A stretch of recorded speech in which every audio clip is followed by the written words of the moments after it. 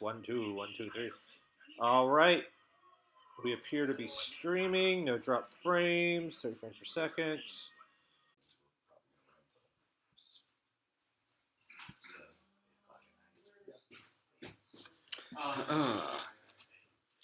All right, chat room. Are we on? Yeah, about 15 seconds. For 2 minutes. Wait for the chat room to tell me. Oh yeah, to see if we're live or not. Yeah. Hello, chat. Give us the sign. Yep. Okay, good. Yeah, we're live. All right, we're live. Hey. After some minor technical difficulties, which took half an hour to resolve. Let me actually pull up. It's fine. There we go. Hey. Now I can see us. You might want to minimize that. I am so tall in this chair. I'm trying to move it so we can see the. So we can actually. There, okay. There now I you can go. see both the thing and the chat room. Alright, do this actually. There we go. There's my thumbs up. It's me, Farad, Zach's arm. You guys want to come in too? We're exhausted. We are. Yes. We've got Nash here as well. Nash is standing behind me. I don't know what you guys are talking about. I could go another like 10 hours. Woo! That's all the cocaine. That's We're making movies like we is did in a the Hollywood 80s. picture. Yeah. Xanadu rules. Ryan locked me into the writer's room at gunpoint. It's true. I get the best work out of him like that. No, worse, I wrote this movie in Detroit. So there's Actually true. So there's still guns involved. Yeah. Spending time in Detroit would put the fear of God in you. Just city bears. All right, so we should explain what we're doing here. This is if you guys were there for the 12-hour stream that we did, or the one that I did afterwards. We're taking donations so we can take care of some post-production work. It's my fault. I had one too many horseshoes on set. He took a piss on the boom mic. Yeah, they listen. You know, when you gotta go, You're here for you one gotta day, go. and you fucking ruin I everything. know. So this isn't. It's not linked to like an Indiegogo thing or anything like that. So if you want to donate to us, you can send it to our PayPal, which will be thecinemasnob@yahoo.com. And what we did last time, we could do this time too, where if you donate between $50 and $100, you can. I'll send you a message and we can promote anything you want. We can promote anything you want during the stream. If you send $100 or more, we'll bring you up on a call and you can ask us the questions. And for anyone who does donate, we have an exclusive scene from the movie that will be private on YouTube, and we'll send out the video link to everyone who donated. We'll get to see a cut together scene from the movie that features our star Dave, Doug, and our buddy Trevor playing two characters named Ned and Stacy. Oh, listen. Doug. I did say Doug. You said Doug before I said you. You gotta say Doug twice. Yeah. Well, then Doug before me? Fuck you. Someone sent me like a thing, like a fan-made poster for this movie on Facebook the other day. Yeah. And it's just like Doug and Rob are like second listed on it, and I just want to be like, okay, listen, I know they got the name recognition and all, but Farad here's like in most of the scenes. I would say so. Yeah. It would second be like most me, scenes. Farad and Allison would have to be the top. Farad Yeah. and Allison would be the top billing. Yeah. Absolutely. Okay. You're so somewhere underneath the makeup design, I think. yeah, we're just gonna shoot the shit for a little while. Fuck. Actually, I don't care. if you Already guys, paid me. if one of you guys wants to sit in for me for just a sec, I'm gonna put a link to the stream Sure, over on sure. Twitter. Oh, you got it. Yeah, all right. I'm doing it. Who's taking it? We're just looking at our dicks. Right here. There you go. Take You got a laptop right here. Hello, internet. It's the glorious return of the cinema slob. That's a joke that was only for 1 or 2 people in the audience. Farad included. Well, thank you guys so much for tuning into this live stream. We really appreciate all the support you've given the film so far. We need more cocaine money. Yeah, I mean, listen. Ryan's making us get up before noon. It's not cool. It does not fit into my lifestyle. I was jet lagged. I was in California last week, flew home, and then immediately took a train down to Springfield. So I am wiped. I need the coke to stay awake, folks. It sure as shit isn't to lose the weight. Hi, everybody. I wish I need to load up like the chat on my phone so I can see it better because from this distance I can't see squat diddly. Gotcha. Oh. No. Oh, Come back, Nash. No, it's a wild Nash. No. A wild Nash appears. I get the 2 most support guys back in the frame. Effective. Is 80s Dan in there? 80s Dan is everywhere. You've only missed like 30 seconds because we're late. Is it on the Stone Gremlin? And you know why we're late? Because Apple sucks! That's why we're late. I mean, It's because there's no headphone jack. you're not wrong. You're definitely not wrong. Cocaine does work. It just depends on what you use it for. It's because this shitty-ass Mac OS can't stream for fuck. That's why we're late. Yeah. Someone's asking. This is what my Vonnegut tattoo says. There. Okay, There so you go. apparently I can't get the chat. Yeah, the chat doesn't Yeah, you can't do it my on your phone. Yeah, which is yeah, just no. stupid. So fuck it. I tried it on my iPad. It's not something. Again, Apple. Fucking Apple problems. You're right, Nash. They're the God devil. damn it. Fucking Tim Cook. Fucking Yeah. Tim Cook. Apples do suck bananas forever. That's right. Silence right here. It's like we fucked Steve Jobs' corpse so much it fell apart. Now what do we do? I'm going back to a reliable phone. The Galaxy Note 7. It reliably explodes. That's it's still right. reliable. It's a point. It's true. I can't argue with that. Guys, it's too early to talk about all of us fucking, okay? Let's raise the money we need for post, and then we'll talk about it. Yes. You help us raise the money we need for post-production, and then we'll talk about all the fucking you want. There you go. We will play the... Well, I don't think we can do that on YouTube, come to think about it. Someone's asking how the baby is small and loud. That is So, how the it's baby it's is. A baby. The loud is small and baby. Yeah, it's fucking adorable, and I love it, but fuck, I wish it would shut up. My wife is watching this, by the way. Good job, buddy. Good job. Caligula Bro, that might be the sequel there. You know, I'd say that's. Yeah, Caligula, bro. That's The there we Note go. 7 is the only phone to have in a survival situation. Well, yeah, because you could start a fire with it. Yep. No, you cannot know my baby's name. Fuck you people. No offense, but, You you know. named your baby fuck you people? That's awesome! It's gonna be a real That's fun day, surprising. the first day of school. Okay, and I don't think I can say this name. No, listen, guys, no offense, but, like, my child is 3 weeks old, and quite frankly, there's a reason I don't friend people on Facebook. It's not that there aren't plenty of lovely people out there. That's just Sarah and I both consider our private lives private, and that's just And that is, you have absolutely every right to do that. You need to keep the private stuff private. And then have, we love doing this stuff, but you know, we don't want to expose our kid to this stuff. Yeah, not yet anyway. Now our dicks, we'll get those out and expose Well, them all day long. I figure she's got no memory yet, so. Yeah, there you go. Yeah, that sounds about right. They're all seemingly understanding. That's good. Zach. And also, the Facebook thing is mostly really because I know a lot of you really hate me, and you don't need access to my mother. What was it like meeting Johnny Carson? It was awesome.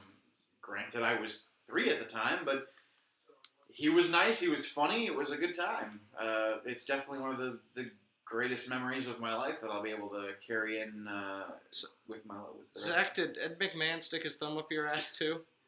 No, but Jonathan Winters had a 20 hanging out of his zipper. Show us on the doll where the late night host Right? Any luck on worst top 10? There's plenty on the worst top 10s of 2016. Oh, Don't yeah. worry. Keep it. But I can probably Patience. say without question that Hillary's America is going to be the top for everybody who saw it. So. Scott. Nothing But Trouble's a great movie. Why would he do a snob on that? Am I really? I am that fat. No, I'm that fat. No, I'm that fat. Oh, I'm not fat. We took this to a weird. See, Yeah, we did. We were a little Spartacus with this. My only problem with this movie having a budget and us having professionals working on it is that it's really well lit and you can see my beer gut in every fucking scene. Very much. Meanwhile, I look like Farva's reject brother. I love the random favorite Doritos. Cool Ranch, they're the best. Cool Ranch are in fact the best. I like spicy nacho. Spicy nacho. And honestly, the best ones, I can't remember what they were actually called, but they came in a black bag and they were like black pepper and like Parmesan flavored or something. Those were vaguely amazing. remember those, but Cool Ranch all the way. Cool Ranch. Oh, for the standards. Cool Ranches. Yeah. No one likes the taco flavor. I don't know why they still No. fucking That sell was it. like the first one. I remember when it came out. Yeah, my mom passed those in the grocery store the other day. She's like, oh my god, I remember these when I was a kid. Ryan can answer this question. Ryan, how far along in filming are we? Get your ass in here. Be a director. Lean in, buddy, lean in. You got it. Move the Oh, camera. cool. We There are you go. today. We just finished day 6, and we have 2 more days left. Day 7, and then day 8 will be tomorrow, and then Sunday. So, it's almost wrapped. So yeah, we're more than halfway through. We've got tons of great stuff. Really, really funny gags. I mean, you know, we won't give all the gags away. I can't wait for you guys to see some of the stuff we filmed today. It's pretty awesome because I mean, we've basically gone full Looney Tunes. Yeah, that's the best way to describe today's filming. And it's everything I've ever wanted it to be. We corrupted a minor. We also corrupted a minor. That's right. It's not the first time, It's not the Nash. No, first it's time. not, definitely not. It's not the first Might time. be your first time. I always remember my first time. Do you expect the movie coming out next week? Sure, no problem. Yeah, We'll get that's. you the rough. We'll give you the rough cut. It took me a while to find a link to this stream to put it on Twitter. Oh, Like, yeah. wow, the YouTube stream is set up really confusing. It took me like 5 minutes to figure out what the link to this is. I'm moving close to Roger Corman speeds. I like that one. Yeah, that's right. That's what Ryan, they're asking you for tips on directing actors, and the biggest thing he usually says to me is, "Shut the fuck up, Gobble." Yeah. That and act better. Okay, so honest answer to tips on directing actors. I mean, really, like there's a lot of different theories on this with directors, and sometimes you get directors that pretend that God, there's a foot there. Sometimes you get directors that pretend that actors are the props that bleed. You know, they don't have opinions. They don't get to say anything. You sit them down. You move them where you say you look right here and you say the line exactly how it works. Now, I have the benefit of I'm working with my friends. I mean, these are my best friends. Brad and Dave are family to me. I more than don't they are know anything you. else. I just met Nash today. But That's still, why you're sitting on the loner couch. that's why you're over there. You're That's on why the I put you shame over there. couch. But no, it's- Nash, the ceremony's after the live stream. Man. So Farad is sitting here like he's the roommate who has nothing to do with this, but it's too early to go to bed. I'm tweeting out the link to the stream. so no, That's but why you're the best really, roommate. like the honest answer I can give to you. Quiet on the set. The director's talking. No, yes, is I mean, you got to work. You got to have an idea of what you really want. You really need to envision it in your head of how things are supposed to be, and you really need to think about who it is you're working with. And when you want to try to get something different out of an actor, it's a respect thing. I mean, it really is respect. Because they're, even though they'll make fun and whatnot, they're artists and they're people who are trying to bring their own interpretation to the role of what they're doing. So you got to think about that, and you got to work with them. And if you get too mad at them or say, well, no, that's not what I want, you got to think, and you also got to change. I mean, a lot of things, when you play a movie in your head as a director, it will change. It'll change when you actually get it, to the actual actor. They'll do it in a different way, and you have to think about, is that going to work with your final vision? And if it's not, you got to kind of think, well, how do I get this out of them in a good way, and you come with suggestions. And I mean, Dave and I will talk all the time about, well, what do we do it like this, or maybe pull deeper from this, or this is what we're trying to go for here. And since I want Dave to be a collaborator, what's this? The porno spoof Jesus blow. Jesus blow coming later. Literally. So that's Can't wait to film that one. So that's kind of on that. So Go take that. Go. Oh, boy, Yeah. that's all right. He got a call on his Dick Tracy watch. He's got to go.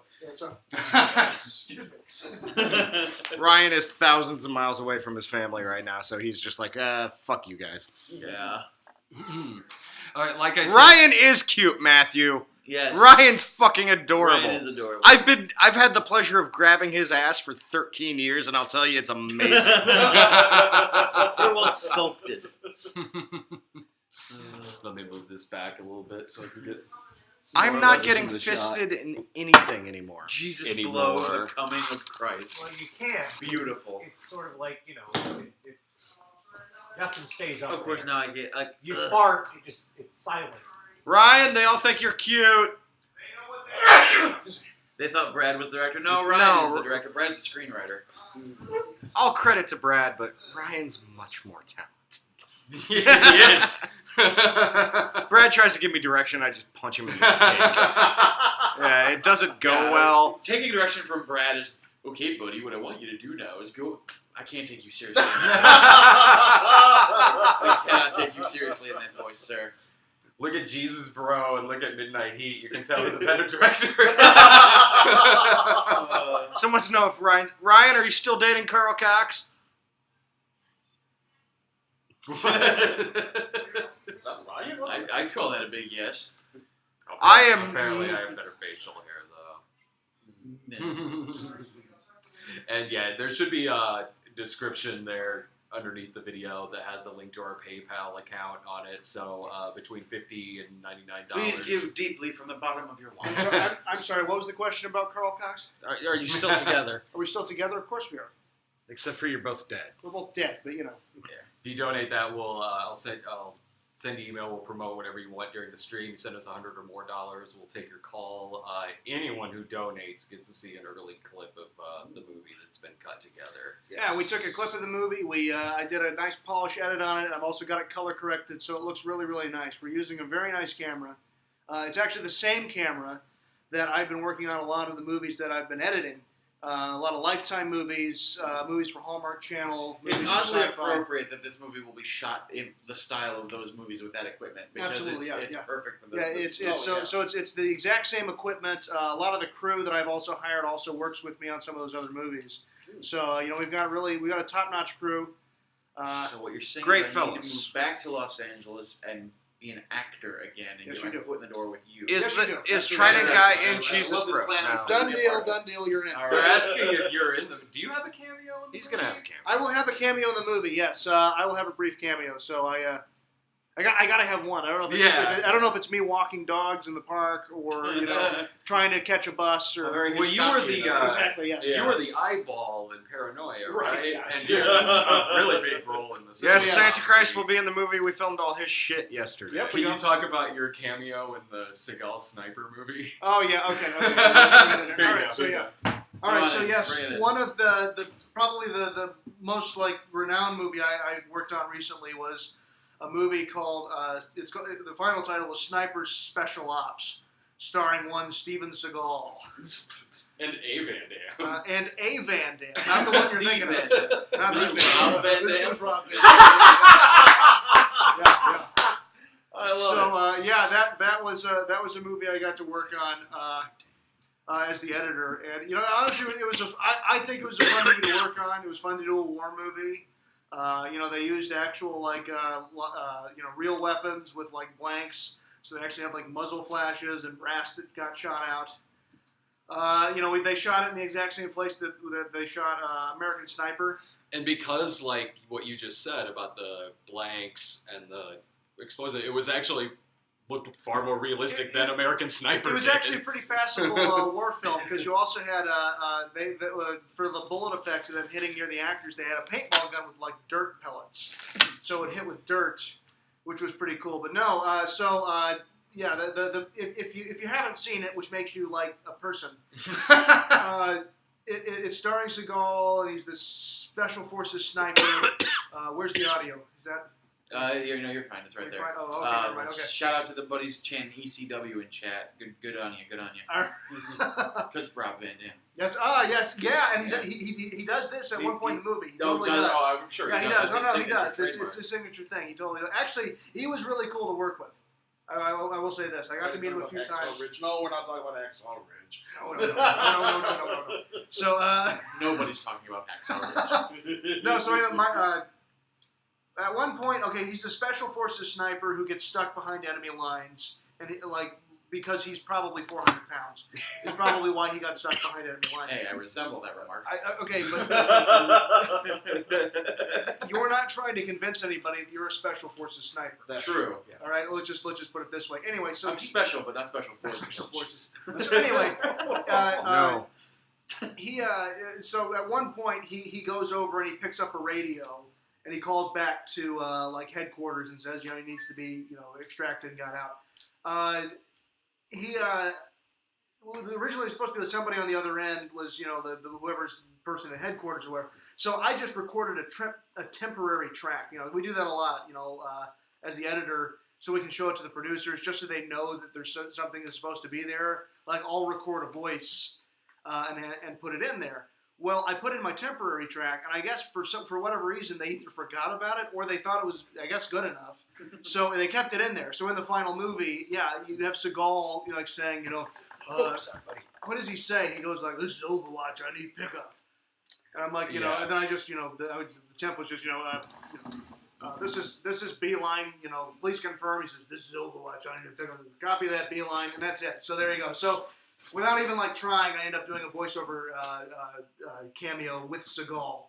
So, Nice. but Matthew noticed it right away. Right, yeah, 'cause yeah, I was watching it with Matthew when so- he was so in that was- town. that was pretty fun. I mean, I think it was a pretty passable war film. Like it was they had $1 million budget, so it really wasn't a huge budget. You got 3 extended war sequences in it, and for the time I was cutting it, it was like playing with GI Joes. So- I don't know. What's this? So Lloyd is not the godfather of my child. Chloe He is. Sarah's brother is actually a godfather of our child. Someone was asking us earlier if we're ever going to get around to seeing the Pure Flix Columbine movie. Well, it didn't come to Springfield. It didn't come to Springfield. And Brad and I have talked about it.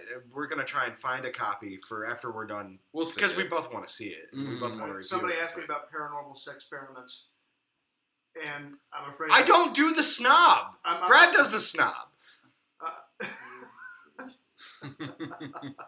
Paranormal Sex Experiments. Yeah, that was one of the bikini movies I edited. Oh, okay. Yeah, I worked really hard to get my name off of it, but clearly it didn't. It still doesn't. Is that one of That's one Fred of the Olin? bikini. Well, yeah, the retro media put Yeah. together. I mean, honestly, like I was trying to explain to these guys that doing an 8-day shoot, doing a feature film in 8 days is pretty darn good. Because Paranormal Sex Experiments was one of 3 that was shot all at the same time. There was Paranormal Sex Experiments, Cosmic Calendar Girls, and I think it was called Primal Pleasure Station. I think that's what the title of it was. Well, Slow down, I can't type these fast. Okay, yeah, exactly. What do you think I put? Oh, please, Zach, you starred in all 3. But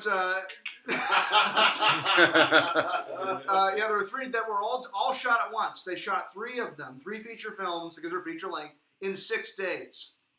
So they were shooting 21 pages or more a day of these movies. Now, given the actors, only really got 1 take because it's not going to get much better than what you got. So that was an interesting experience. Let's just put it that way. I like the guy that just types in titties. Titties. Not a question, not a response to anything, just titties. I mean, hey, man's gonna Boobs, have bro. some priorities. I didn't direct Boobs. those, by the way. I edited those. I cannot take any responsibility for them other than I edited them. One guy. I've jerked off to all of these. Okay, the question about why we're actually doing this. Did the budget run out or is new expensive ideas? little bit of both. Well, no, it's more adding additional ideas and trying to get us through what we're going to need to do with post. We've been having fun coming up with new things, and quite honestly, we filmed some outside stuff, and we're gonna have to do some post to cover up some background noise, and We came up with a whole Yeah. sequence on the fly today that you required extra filming time and extra editing time for that matter. So it's just going to help fund the post-production costs. Yeah. And make sure that you guys get a great movie in a timely manner. Correct. Shooting audio outside is like trying to have a shout off with a vacuum cleaner. Yeah. He's very and true. we have a very talented sound guy working with us. Right. But there's only so much any person can physically do with a microphone. I mean, depends on what you want to physically do with that microphone. What can you physically do with it? Yeah. Hey-o. Someone's asked a couple of times if the Rickhead was based on Josh Hadley. He's not. He's really not based on anyone in particular. He's just kind of like he's based on an asshole troll. I mean, it's kind of a generic character. not any particular Yeah. troll or anything like that. He's just kind of like the Rickhead comes from a show we did called The Reviewers, and he was a frequent like internet troll who popped up a few times to always like yell at the main characters on that show. But we show actual nice Christians. Actually, the movie's full of actual nice Christians. Like, there's no mean Christians in our movie. There's just the Rickhead and a lot of people that aren't bad people. Yeah, we actually we worked really hard on the script to make it. I mean, honestly, it's a religious movie. We've made a religious comedy, and it actually has a better message Yeah. than a lot of these faith-based movies. It's funny Yeah. poking It's fun at anyone. it's more along the lines of what Brad and I always say when we're reviewing those movies. It's who gives a shit what you believe as long as you're not a prick about it. Yeah, and it actually is a movie about humanity and hope and everything, but does so while parodying the tropes that we see in these movies. Because you've seen midnight screenings. Dave and I have seen quite a few of these, at least a lot of the main ones. And seeing all of these movies after movie after movie, whether God's Not Dead, Old Fashioned, or all these, you quite easily pick up on the you quite easily pick up on the tropes of all of these. So it was a lot of people left comment. There's one midnight screenings where I can't remember which one it was, but it was one where at some point in there we both say to each other like, we should really do a parody of these. Yeah. That's where it came from. And it's easy fodder. I mean, we take some low blows at those movies, but I don't think we take any low blows at Christianity at all. No, we really don't. I mean, maybe through the mouthpiece of the Rickhead, but at the same time, he's such a vile character that he's not looked on as like, oh, well, this is anything that we actually believe. We're more commenting on like the very angry internet atheist. How these movies kind of stereotype that, not just atheism, but other things too. It plays with all of that. Right.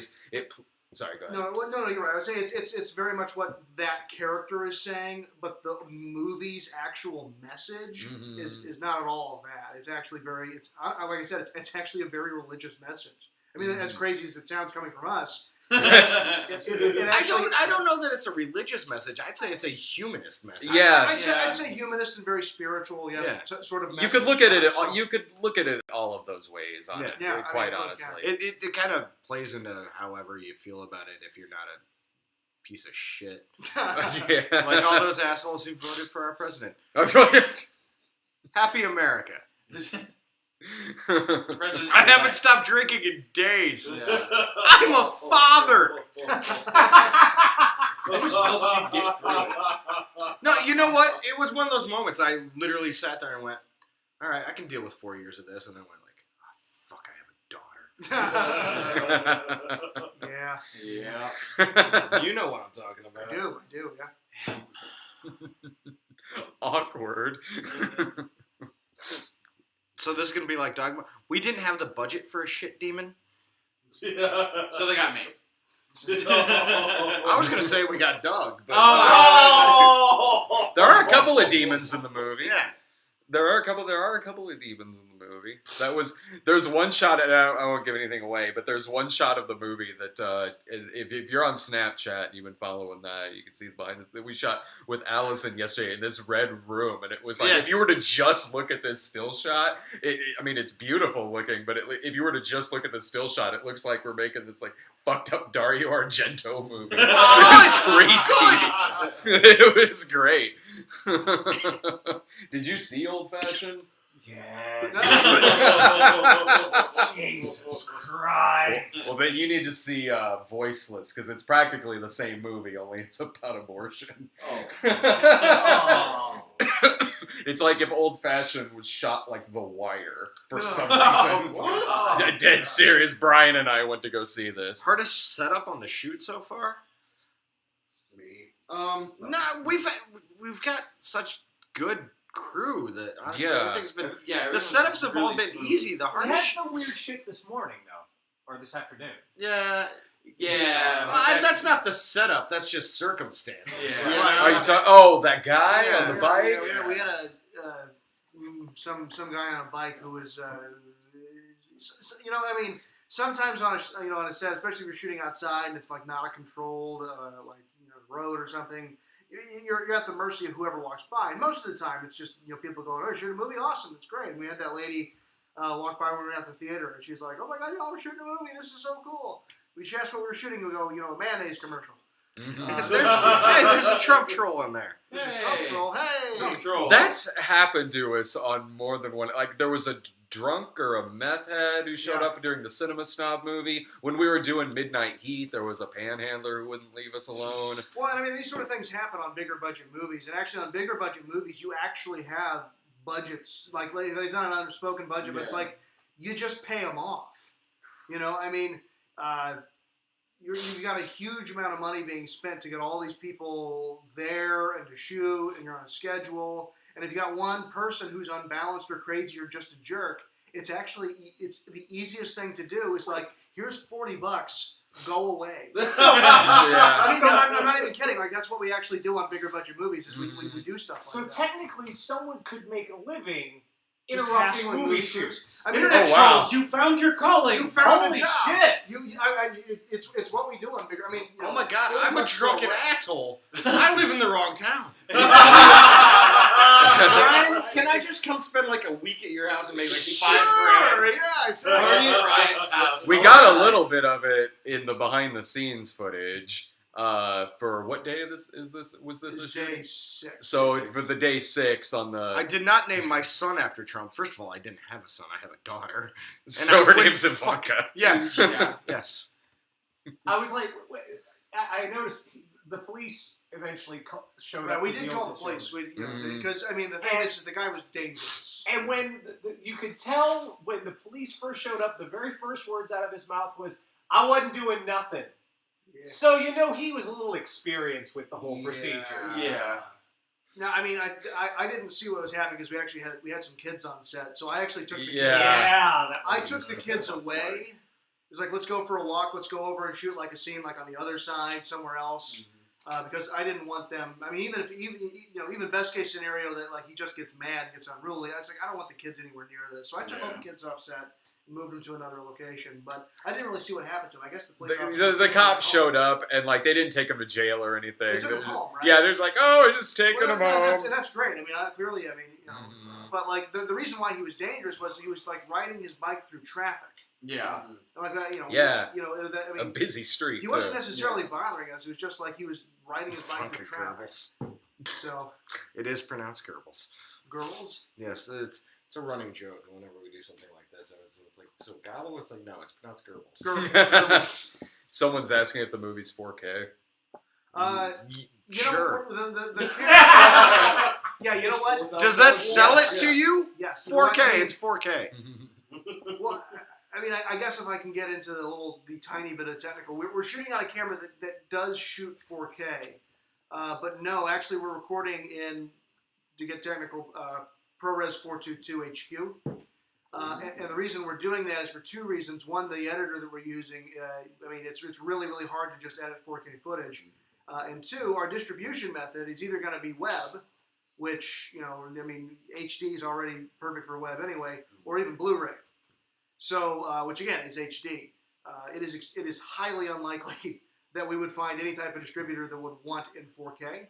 Yeah. So it basically means that we're saving, twice the amount of space on our camera cards and on our hard drives by just shooting in what is effectively 2K, but it's ProRes HQ footage. And let's be honest, none of you people watching even know what 4K means. So, No, honestly, yeah. And then even for those of you who do, Nash, don't insult the audience. That's Dave's job. for those of you who do know Kinda what is. 4K is, and if you're people like me that like, if we got onto a big enough screen and got close enough, we could start maybe giving you the tiny bit of details of 4K. It's not a difference. I mean, and here's the other thing: is that the camera we would love to shoot on is a camera called the Arri Alexa, which is one of the best cameras. I mean, their movies are shot that win Oscars on the Arri Alexa. The Arri Alexa is only a 2K camera. We're not winning an Oscar, by the way. By the way, there's Speak for yourself. no. So it's like if you want to get it has to be 4K. But I will tell you just a little anecdote from just somebody I know who's another cinematographer and director who makes horror movies. He was telling me a story about how he shot a movie and he on the Canon 7D, which is, I mean, I have one of those. They're just little digital SLR cameras that shoot HD video. He shot the whole feature film on a Canon 7D. And when a distributor or producers asked him, they said, we want this in 4K. We won't buy it unless it's 4K. Is it 4K? And he goes, yeah, it's 4K. And they go, great, and they buy it, and they're screening it. And of course, remember, it was shot in HD on a 7D. They're watching it, the producers go, see, look how beautiful it is. That's why you shoot in 4K. So I mean, like as of right now, a lot of this stuff is still just buzzwords. It's like, yes, 4K. I mean, it is a technical difference, but most of our consumption is on an HD screen, which is only 1080 anyway. Right. So we can shoot 4K, and actually, like the green screen stuff that we shot in 4K just to have more digital information, and like our slow motion stuff, we also shot in 4K. But for the most part, we're shooting 2K. We're shooting ProRes HQ. It's gonna look beautiful. It's gonna be tremendous. You've been very It's technical gonna be now. huge. Now you have to tell a dick joke. Okay, so this guy goes to a $20 hooker and gets the crabs, and he goes back later. What? No. He goes back later to complain. And she says, hey, for $20, what the hell are you expecting, lobster? All right. Our director, ladies and gentlemen. If that doesn't make you want to donate, nothing will. Lloyd is not the DP of this film. He's the executive producer. He doesn't have thumbs. He is for the sequel. I thought it would be funny if... I like how people are getting upset that we haven't responded to their questions. Like, you know how many questions are going fucking by? Yeah. They're asking us about, like... I can't even see. Yeah, from here. Who's the... A bunch of us if we're going to do a midnight screenings of Almost Christmas, which I think came out over the weekend. We're kind of busy Yeah. right now. This is taking up most of our Do time. you want a movie or do you want a midnight screening? Because the way we're doing this too is we're actually shooting like real union hours because we have some pros on set. So we're on set at 6 in the fucking morning. And for me and Brad, that's different. Yeah. You're not the only ones. Brad doesn't have a real job, and I'm a stay-at-home dad technically. So real job, Dave. You have a real job. No, I have a real job. What are you talking about? I mean, I was originally planning on still doing midnight screenings while the shoot's going, but like we're all exhausted at the end of the day. Yeah. All we want to do is just go home and sleep. So basically, when the movie wraps, I'll be spending a week going to see To be going honest, to see you the could probably just bullshit some stuff and it would sound like you saw it. I probably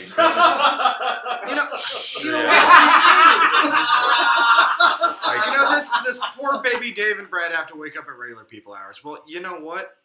Tell you what. Fuck you, sucker. No, really. Go to your real job. Fuck you. It's really nice being self-employed. You know what happens in regular people hours? You meet Jack regular shit. people. Yeah. Fucking hell! Who wants to do that? And if I was used to getting up at 6 o'clock in the morning, I'd be used to getting up at 6 o'clock in the morning. Honestly, I really don't. I typically get up anywhere between like 9 or 10. It's not like I sleep till like 2 in How the much do we afternoon need? every day. We'll take as much as we can get. Mm-mm. We don't need like 10 grand. No. But the more we can raise, the more we can raise tonight. Honestly, it's good. Like honestly, our quality is so good that we're not used to it. Ryan might be used to it, Put but it we're this way, not do you used have to a healthy white child? it. They're worth money. Yeah, they are. Oh, if anybody wanted to know, after the last live stream, my baby is white.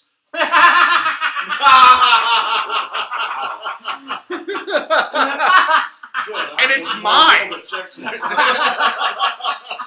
I just thought I'd throw it out there. It was a running joke last time. Baby's white. It looks like me, which is a sad thing for her. But I know it's mine. I don't know when there's going to be someone's asking when the dance and it's on. Snozz. I don't know. Like probably sometime next year. Any drunk Brian stories? Not lately. Yeah, no, not the most recent one I can think of. I think it was the New Year's Eve party, maybe a year or so ago. And when it got to be really, really, really, really late, we decided to I don't know. We were playing like beer pong with like whiskey or something. I can't remember. But anyway, one of the She doesn't have a unibrow. one of the cups. We snook some of the hot sauce that's called like hottest sauce in the universe. We snook some of that in one of them, and Brian got it in there, but Brian didn't know that was there. So Brian, very drunk, picks it up, downs it, and just goes, "Oh, why is it so spicy?"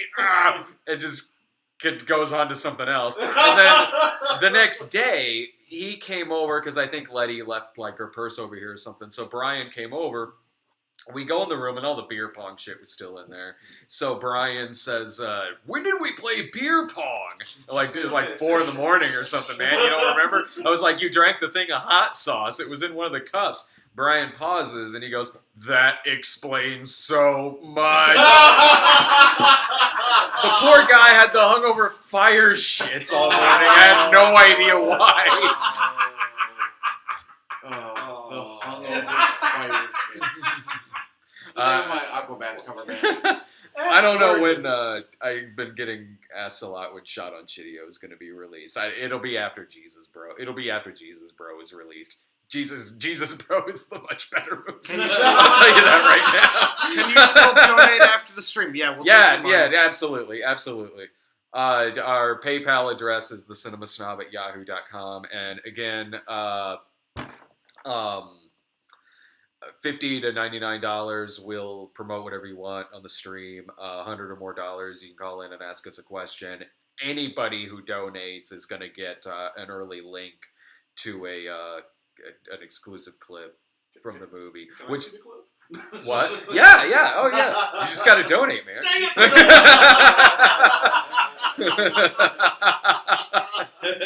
it! Crap! Someone's asking us disco or punk.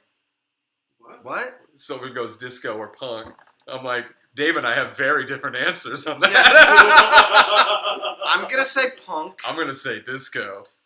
And I'll give Brad credit. Over the years, he's warmed up to punk, and I've only learned to hate disco more.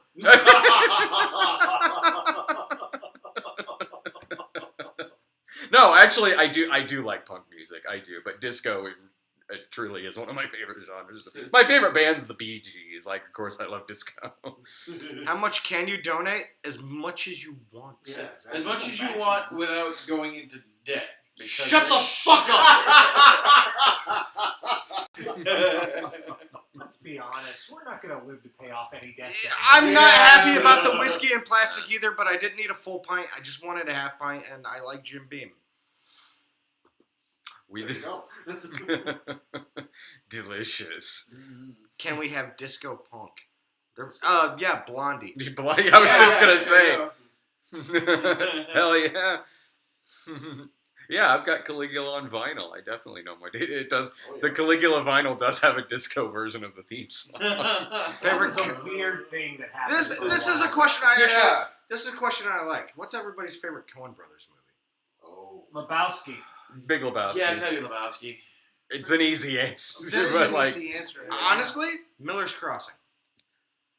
aside from I Big love Lebowski, Miller's Raising Arizona. Yeah, for that's me. my second one there. Yeah. Coen Brothers made A Serious Man, right? Yeah. I'll go with that one. Miller's Crossing. That opening scene with the hat is just Over the fucking Rock, awesome. that was. What the fuck was that? I love the movie. Don't get me wrong, but just all that. Excluding Lebowski, I have to say, Oh Brother, Where Art Thou was really good too. Have they made a bad movie? That's Lady Killers. I liked Lady Killers. I haven't alright. seen Lady Killers. I wasn't that much into Intolerable Cruelty. Yeah. Not that I thought it was bad. I was just didn't- so sold on the man who wasn't there till the last scene, and then I was like, Oh. "What the fuck are you guys doing?" But I it was still a good movie. Yeah, I remember liking that one fine. I never really had any inkling to see it again That sucker necessarily. proxy of that magical realism thing. That was weird. But that was of the era. Yeah. It was very much of the era. I forgot Oh, about I that. did really like Burn After Reading. Yeah. I thought that one was a lot of fun.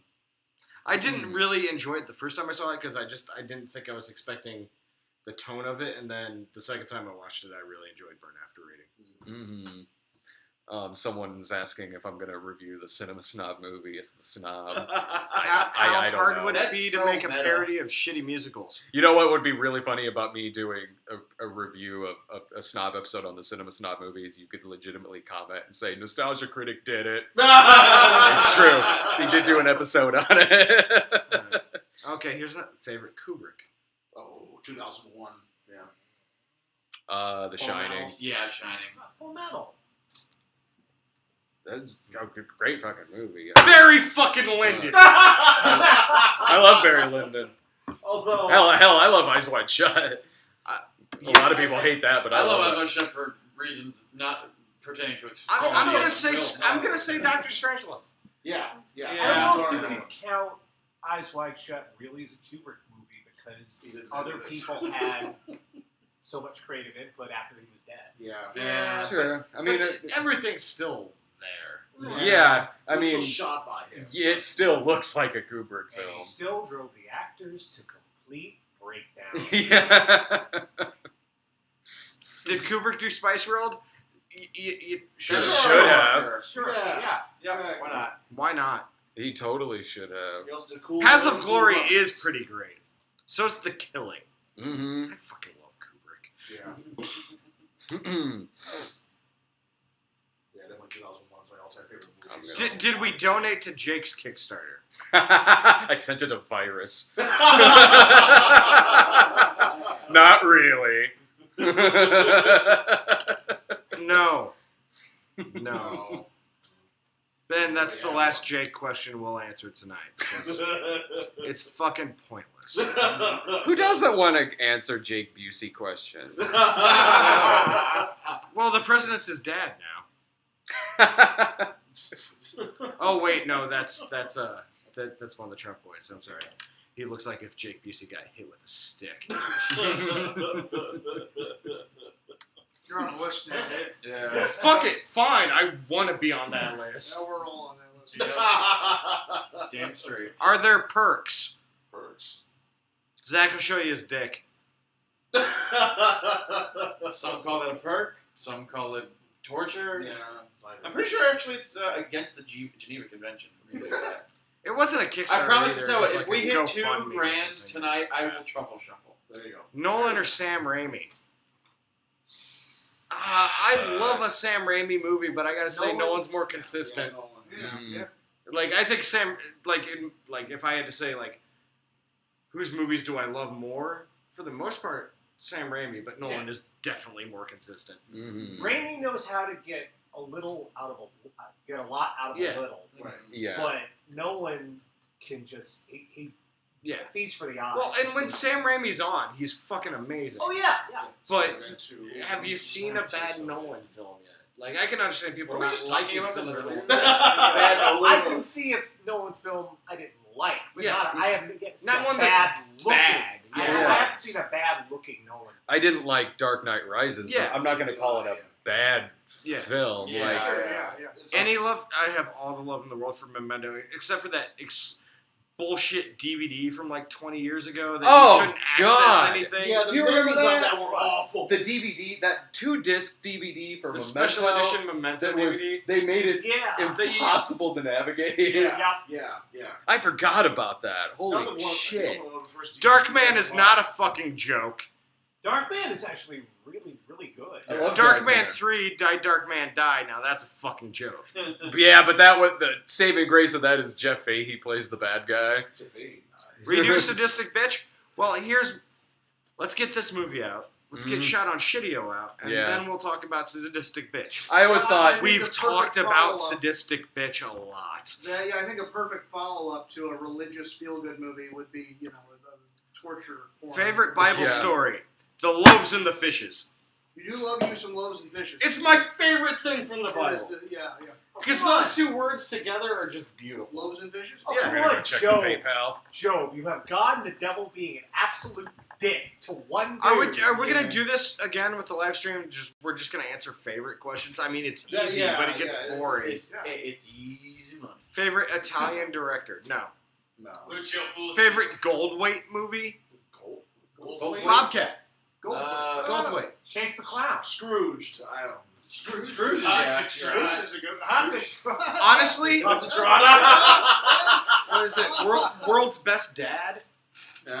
You ever see that Is that one? the one he did with It's Robin Williams? Robin Williams, Yeah. and Robin Williams' son dies from auto asphyxiation. So Robin Williams writes a fake suicide note for his son to not be embarrassed about it. It's an amazing movie. Yeah. Which worked. Hindsight Yeah. is Yeah, 2020 on that it's one. an amazing movie. Jesus. It's one of those movies that if it weren't so fucked up, Robin Williams probably should have gotten an Oscar for it. He was Yeah. that good in it.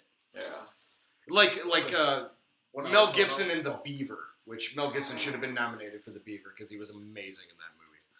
I need to see that movie. That movie's fucking amazing, and Nice. it's depressing. Oh, I'm sure it is. I like when big actors do shit that you don't expect them to do, especially weird dark shit like World's Best Dad or The Beaver, like when Will Ferrell did Stranger Than Fiction or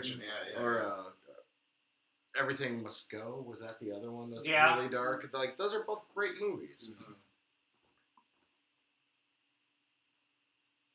People are just really naming random movies. Yes, we saw Bushwhack. Thank you. Yes. Least favorite Mel. Let's stop doing this. Come on, guys. Yeah, Let's no talk about favorites some here. real shit. This is not a convention. Any new TV shows? Speechless and The Good Place are both excellent. Good Place is fantastic. I'm loving Westworld. I need to watch that. I'm digging Designated Survivor. Yes, we want to hear stories about your cat. Too bad we can't hear you, or else. Hey, Brad, who's your favorite buttercreamer? Oh, jeez. What? My favorite buttercreamer? The dude who the bad kid, the one Brian's who not turned here. into a gang member. Yeah. With Brian or Ryan? Which Brian. You said Brian? Brian? Is Brian that isn't. Brian? Brian's not here, man. I Brian think is in Brian- the movie. I'll be the fake If chef we could have any Brian creator of tonight. a Christian movie make a cameo, David David A.R. A.R. White. White. Yeah. There's I no def- fucking question. definitely. I did I think I've talked about this before. I did reach out to Carmen. We've shown you God, the that- videos, I- right? People have requested on Radio Dead Air the fucking Carmen videos. You gotta watch Thank them, man. you son of a bitch! Satan bite the dust. Jesus Christ. Ain't no monsters in my house. It was actually I did send Carmen. I told you about this, right? Yeah. I did send because I did send Carmen's management an email. I honestly really didn't think I'd hear back, but then I did, and I had a brief conversation with his manager, and it was actually pretty close, but it didn't go along with his touring schedule. But they said to keep him in mind for future movies. Oh, we will. We will. Yeah. That would be amazing. That would be me. Yeah.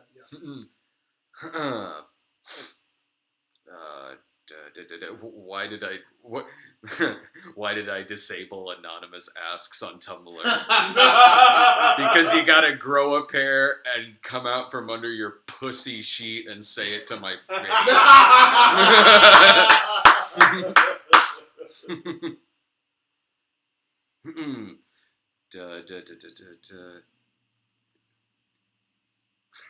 We need more questions. There's so much silence right now. Yeah. Yeah. I don't want any more favorite questions. This is not a convention. There. Any what? That help? We could have taken the camera upstairs and Dave ripping ass.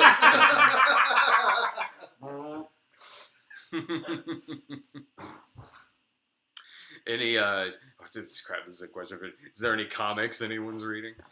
No. Seeing a lot of comments on stage. That's a Dave question. The Dave Boom Studios. Any Mighty comic Morphin Power books you're Rangers reading comic right now? series is really Comic good. books I'm reading right now. Honestly, anything Ed Brubaker writes. Saga, I think, is the best comic book on the market right now. Yes. Saga's Yes, thank you. amazing. I'm exclusively Saga and Wicked and Divine. That's it. That's Yeah, all I'm reading right now. Like, honestly, like, I have the Marvel Unlimited subscription. I can't afford comics on a weekly basis anymore. It's too fucking Who can? expensive. Yeah. But I had, like, the past year of Marvel, besides, like, Doctor Strange is a great book, but the rest of it I tuned out. I gave up on DC after the New 52, except for a couple books, and then people moved on. But, yeah, anymore, it's just anything that sticks out is usually an indie book.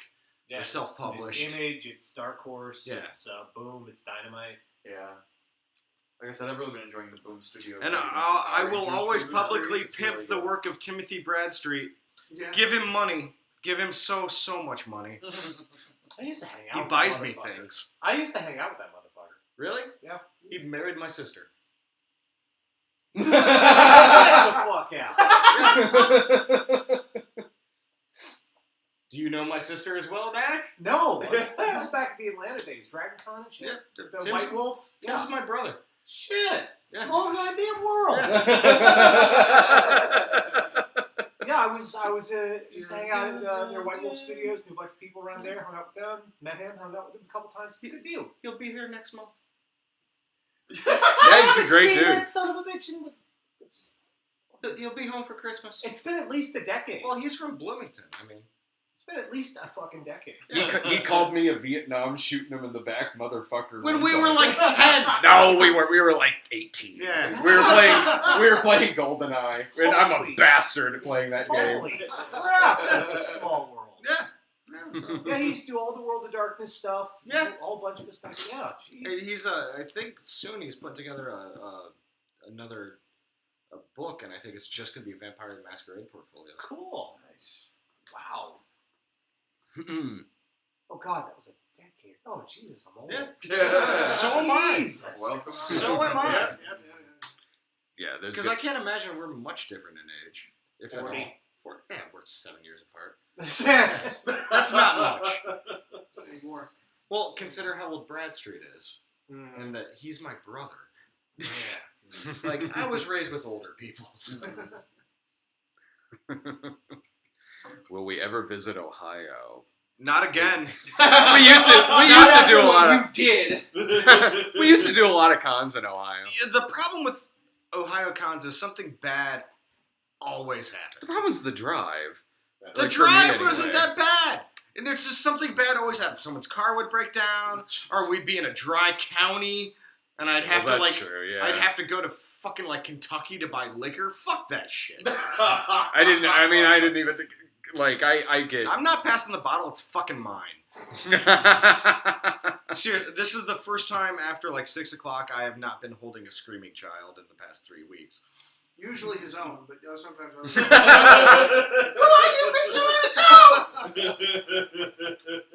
Please, a kiss of my baby, Senor Dave. What the fuck are you? Brad's not Italian. I'm not Italian. I'm like Scots Irish. Jesus Bro in theaters. Sure, why not? Sure. That'd be sweet. Are we gonna do a theatrical screening of this?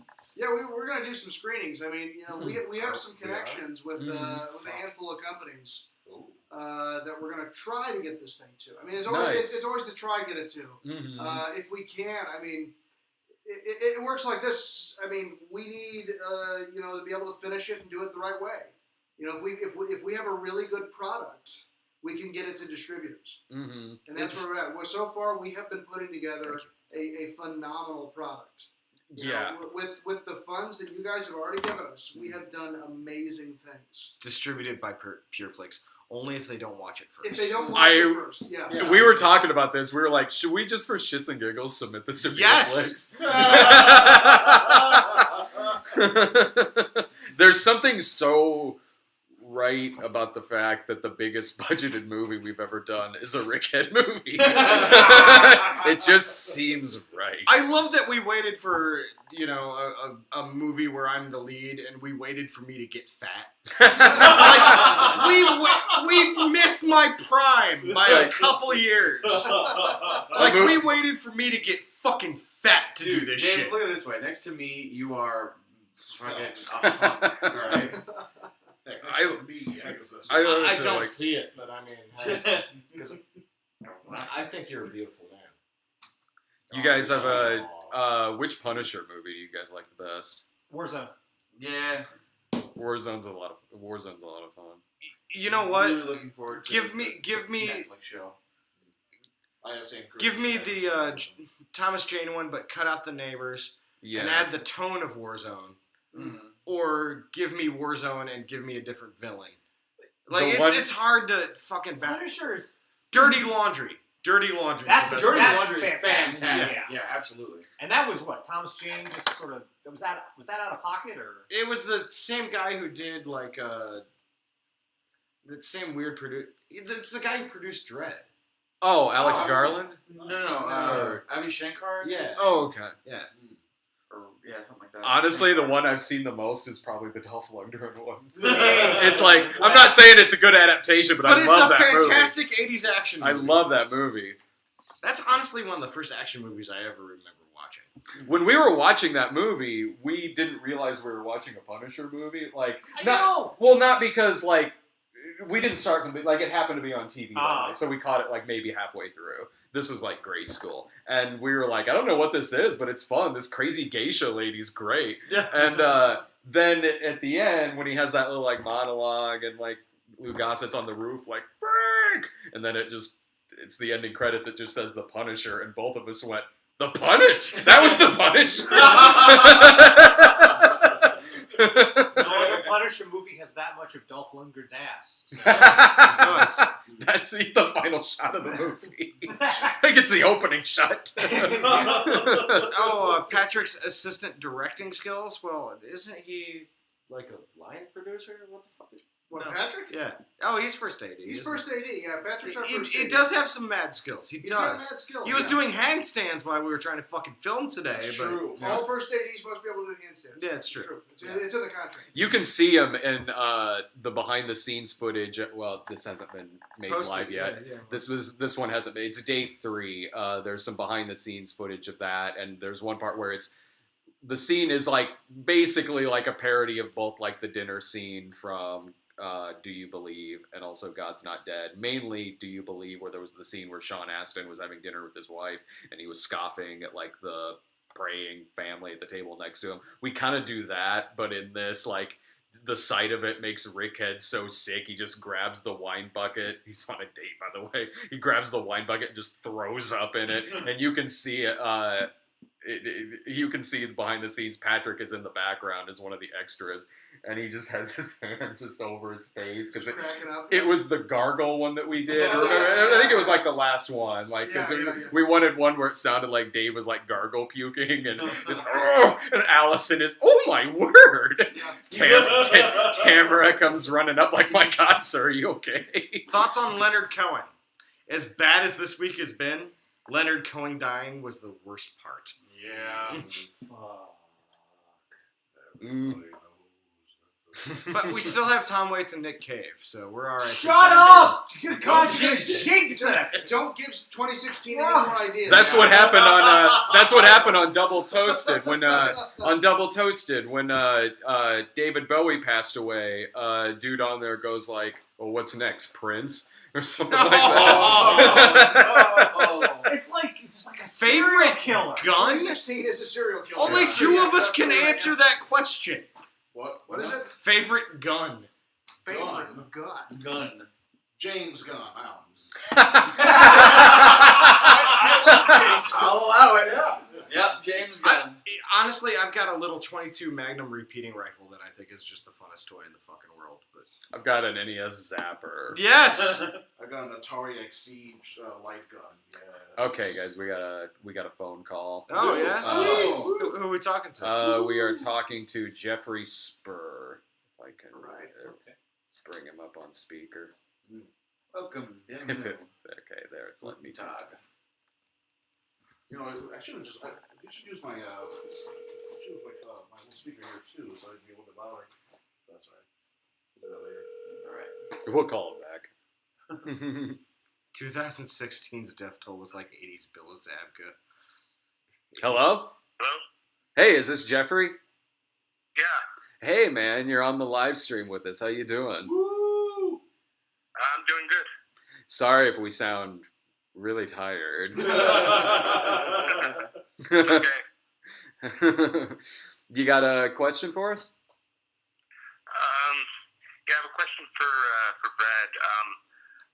I'm Brad. Earlier in the year, I sent you a Blu-ray of The Raid 2. I'm wondering if you've opened it, if you've watched it.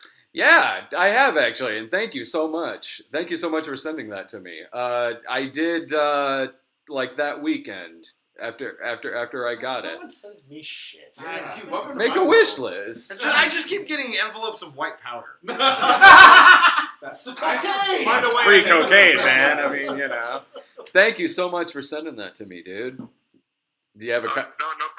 Do you have a copy of it yourself? Sorry, what was that? Do you have a copy of it yourself? No, I don't. He's like, I hate that movie. I just wanted to send it to you to get rid of He's like, it. Actually, I've been waiting all this time for you to I've send seen it back. I saw that you posted there was a tweet you posted saying that you were having a really hard weekend, and so I felt kind of bad for you, so I sent you the Blu-ray. Lots and lots of raid style killing can always put me in a better mood. Thank you so much, man. Seriously, and thanks for the donation. Yes, thank you for your donation. Thank you. Yeah, no problem. Do I get any other questions? Yeah, go for it. yeah. Go for it. Okay. Dave, Yeah. it says on IMDb that the worst movie you've ever seen is The Medea Christmas. Is that true? You know what? At the time, that was the movie that enraged me the most, but no, it's not the worst movie I've ever seen. Technically, I've seen movies that are much worse. Like Hillary's America topped, I think, about everything, but like on technical aspects, like Oogie Loves, shit like that's so much worse. Saving Christmas was Saving on Christmas. was on technical. Honestly, Tyler Perry's Temptation was worse than Medea Christmas. Like Medea Halloween is worse than Medea Christmas. that was just like the end of a year of a shitstorm of terrible movies. Yeah. And I don't know who put that on there. I don't know who put anything on my IMDb page. I don't know. I don't know who updates them. Do you have any other questions? Oh, Jeffrey. I'm wondering, because I know you guys are busy with Jesus Bro. I've requested that Brad review Dangerous Men for the Cinema Snob. Actually, yes, because that's coming up. That's coming up really soon because on our Patreon, there's one of the perks on Patreon where it's fan submissions where you can request one, and one of them, I think it's for the $100 one. One of them was for Dangerous Men. So I do have that coming up very, very soon. Within the next couple of weeks. Okay, have you seen the the movie? No, not yet. Not yet. I'm waiting until I do the episode. He's You're saving waiting on. It's quite a movie. So I've heard. Savor. I've heard it's something special. Well, All right, that's it for me. thanks a million, man. All right, no problem. Take care. Bye. And if you want to come on a call with us, just donate $100 or more to our PayPal account, which is thecinemasnob@yahoo.com. If you donate between $50 and $99, you can promote. You send us a message back. You can promote whatever you want. We'll read it on the air. Anyone who donates, no matter how big or small it is, will get a link to a clip, to an exclusive clip from the movie. And that's something that's actually really new for us on this movie, is we have someone on set who's been Editing as we go. Yeah. Or doing a rough cut. doing like a rough assembly This is a cut. question we should actually answer. Indiegogo backers, the perks will be distributed probably at the end of production. We want to get this stuff out of the way. You're definitely getting everything before everyone else. But yeah. it's one of those things. Like the movie, there was a rewrite right before we started filming, so you'll get, if you were one of the people getting the script, you'll get the updated script. Mm-hmm. If you're one of the people getting a copy of the movie, I mean, obviously you gotta wait. Honestly, it would be a cool perk if they got both versions, just to like. That would be cool, but Yeah. fine, you pay for the paper. No, it's emailed to them. I know.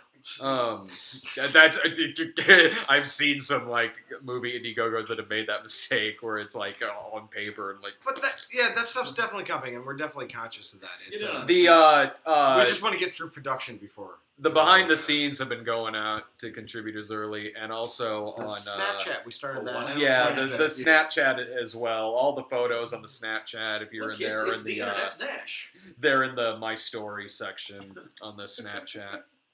Brad's grown a second head. My good angel. I love it. Favorite Marvel movie? Oh, that's rough. Of the Marvel Universe movies, maybe Guardians of the Galaxy. I'm gonna say Winter Soldier.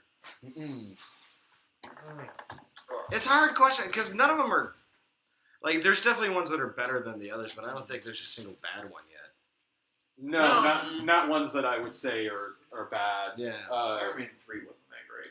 I didn't think I it was, loved liked Iron it. Man 3. Hulk wasn't horrible, but I don't think I'm going to watch it. It doesn't stand up like the other ones. It's Yeah. the easiest to forget, I think. I wasn't a fan of Dark World, but I didn't think it was bad. Ash, will you ever cut your hair? Are you kidding? It's the source of all his power. He is Samson. I haven't cut my hair since the 90s. Not even a split end or anything? A trim up? I'm sure you keep Those the just ends fall trimmed. off. Oh, Those just okay. fall Yeah, off. they do. Look at that. I'm mane. cheap. Are there Whovians in the house? Yeah. Yeah. Yeah. Yeah. I actually been rewatching from Sarah and I started rewatching from from the Christopher Eccleston season. We started doing that the other day. It's a great way to kill time. Fuck Ryan. Let Ryan. What do they want Ryan? Let Ryan go to bed. Yeah. Oh. No. No. No, I didn't. And in fact, I got something here for you folks. Oh gosh. Oh. Ryan's Breaking got a news. Breaking news here. All right, so here's what I got. As many of you are painfully aware, my mentor as a filmmaker is Anthony C. Ferrante, the director of the Sharknado movies. I was just on the phone with him. Yes, that's true. And he has offered, for the help of our fundraising purposes tonight, a special offer for our top 5 contributors today. Oh. Ooh, this sounds good. For our top contributor during our stream, the person who gives us the most will get a signed copy of the 3-pack of the first 3 Sharknado movies and a Blu-ray of the 4th Sharknado movie, including a signed mini poster for Sharknado 4, all personalized for you. The other 4 will also receive a personalized mini poster of Sharknado 4 signed by Anthony C. Ferrante. Nice. That's right. Untouched by Tara Reid, so no worries of Untouched by Yeah. Tara Reid, no reason. No worries of any diseases of any Yeah. kind. So I mean, That's actually pretty fucking sweet. it's Yeah, pretty that's- awesome. Is Anthony I'm watching sad I this only- shit or So something? Anthony was telling me. So I was telling him about this, and he says, "Well, here, listen, for a chance for the viewers and to help us out, that's what we're going to do. Is we've got that's our offer for our top 5. So That's a classy fucking move. Yeah. absolutely. Yeah. So Let's give it up for Anthony. So yeah, he's donating those things to us. So that way, and it's pretty cool. It's all you can get all 4 Sharknado movies, all signed by Anthony, personalized for you, whatever message you want on there, including on the poster. And then our other 4 will also get a mini poster for Sharknado 4. He's been a tremendous amount of help to us, not just on this movie, but also the other movies we've done as well. Absolutely, yeah. Anthony has been a great friend and mentor for me, and yes, he wants to help us out. So just throwing that out there for your folks. Please give, and we can give a little bit back. Yes, for that there as are well. 4 Sharknado. And yes, there are Yes. 4, and there will be a 5th. It's going to be tremendous. It's going to be huge. God, don't even. Just don't. It's too soon. It's too soon. I'll be the one to scoot in and start reading things. Oof. All right, let's see here. Maybe Ryan should sit on the couch and Zach Lavoie should stand up. If I stand up, you will not see anything above my, this, because I am too tall. Was Zach in the film Parenthood by Ron Howard? Yes, I was. That is actually me. It's on my IMDb. People say, Jerry Maguire says, "Hi, Zach. Hey, show me the money." Just came back. Who's hippie Nick Kroll? I think they're talking about you.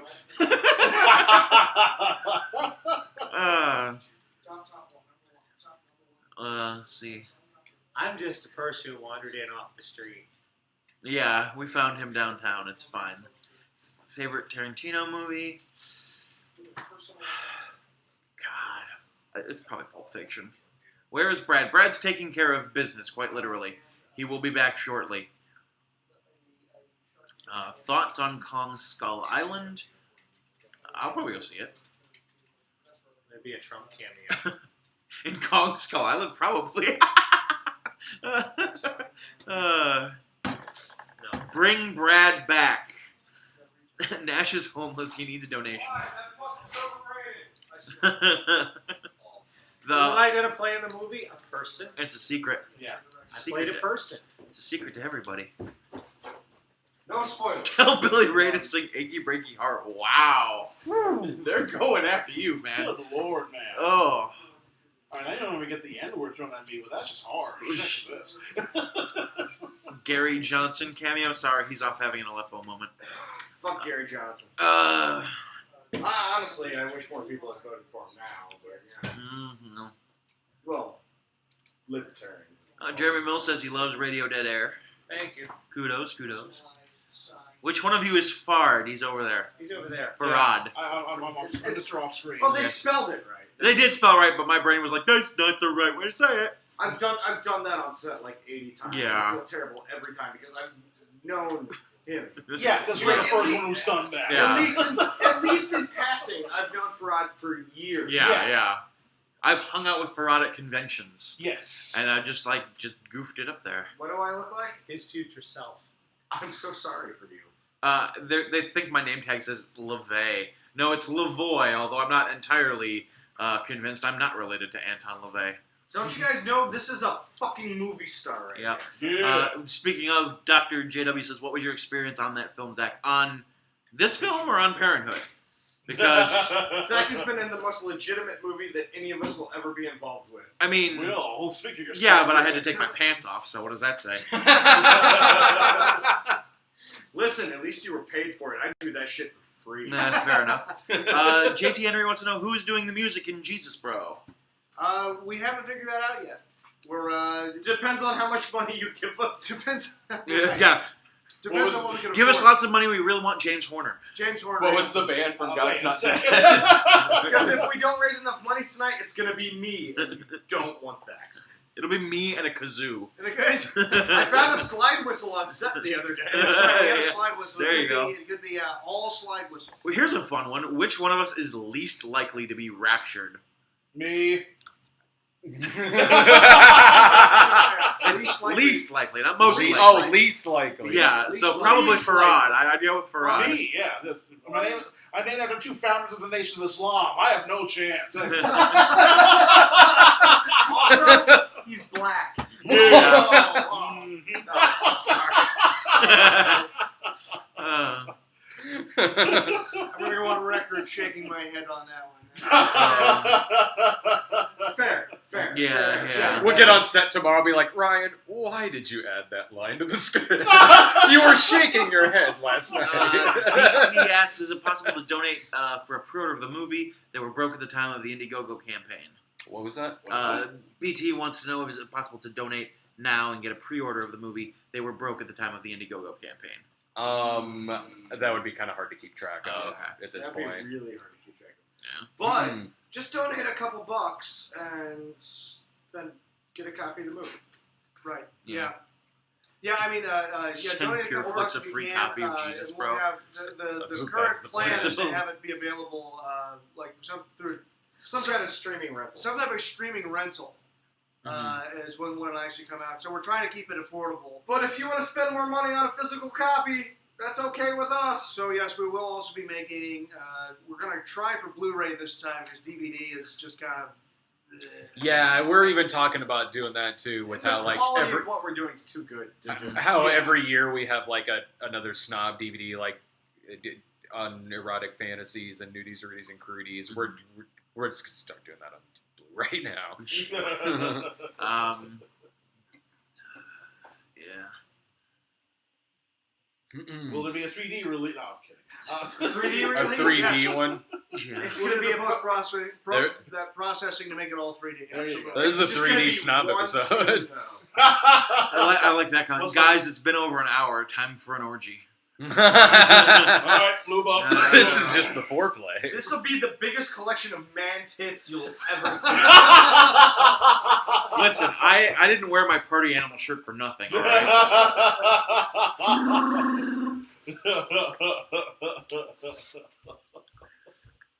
Jesus Bro 2 Electric Boogaloo, of course. Of course. Will there be a Smell-O-Vision version? Listen, you don't need much to make your own. Just don't bathe for a couple days. And be willing to get some shit under your fingers. And you're going to want deer entrails handy. That'll pretty much simulate the experience of the movie. Yeah, pretty much. Just have a piece of chicken around.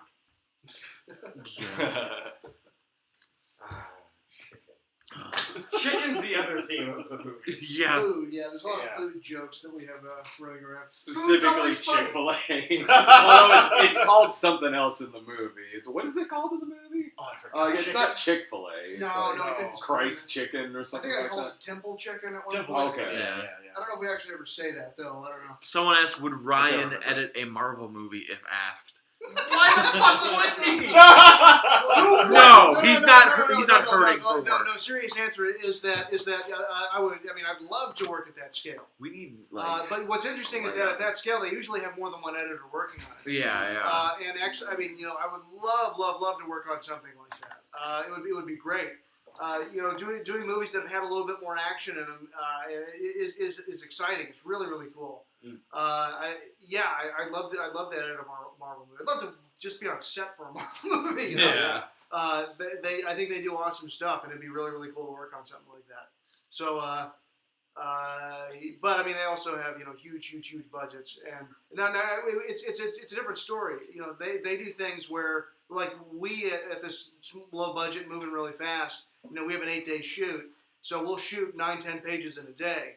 A movie that's got $200 million budget, they might shoot half a page in a day, and they shoot for like 4 months. Yeah. And in that time, in one day, they will shoot, the same amount of footage that we might shoot, but it's all going to like a 30 seconds of a scene. And we're talking these huge action sequences. I mean, it'd be incredibly challenging as an editor because you're not just dealing with 1 or 2 takes, you're dealing with hundreds of takes, sometimes from multiple different angles. And then all the background and pickups. Oh, the background and pickups and visual effects. I mean, it'd be hugely complicated, but man, it'd be challenging. Yeah, it'd be really cool. So, if you work for Marvel and are hiring, Mr. X is in there. Gotcha, Yeah, X is in the chat. What's up, X? Mr. X, nice.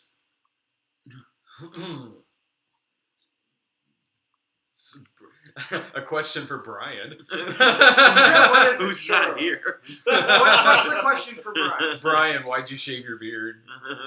I think Considering I'm the only one who doesn't have facial hair, I think they mean me. Well, I don't know which beard to talk Jarambi says, tell Farad he has a beautiful laugh. Thank you. Thank you. It's not the first It's time not I've the heard only it. thing about him that's beautiful. Oh, yeah. That's what I'm talking about. What's your line in the movie? Something about like is something about and then I sat here and just went You were laying down there saying ho ho ho, so I just responded with this is after the Rickhead meets Santa Christ.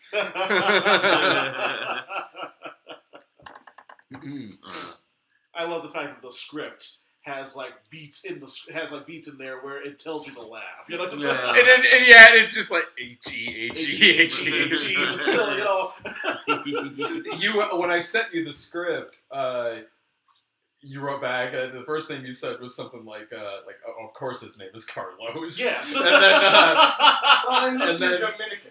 and then, There you go. Yes. and then Yeah, that makes sense. later on, you wrote back and said like, so it's basically Dr. Hibbert. Right?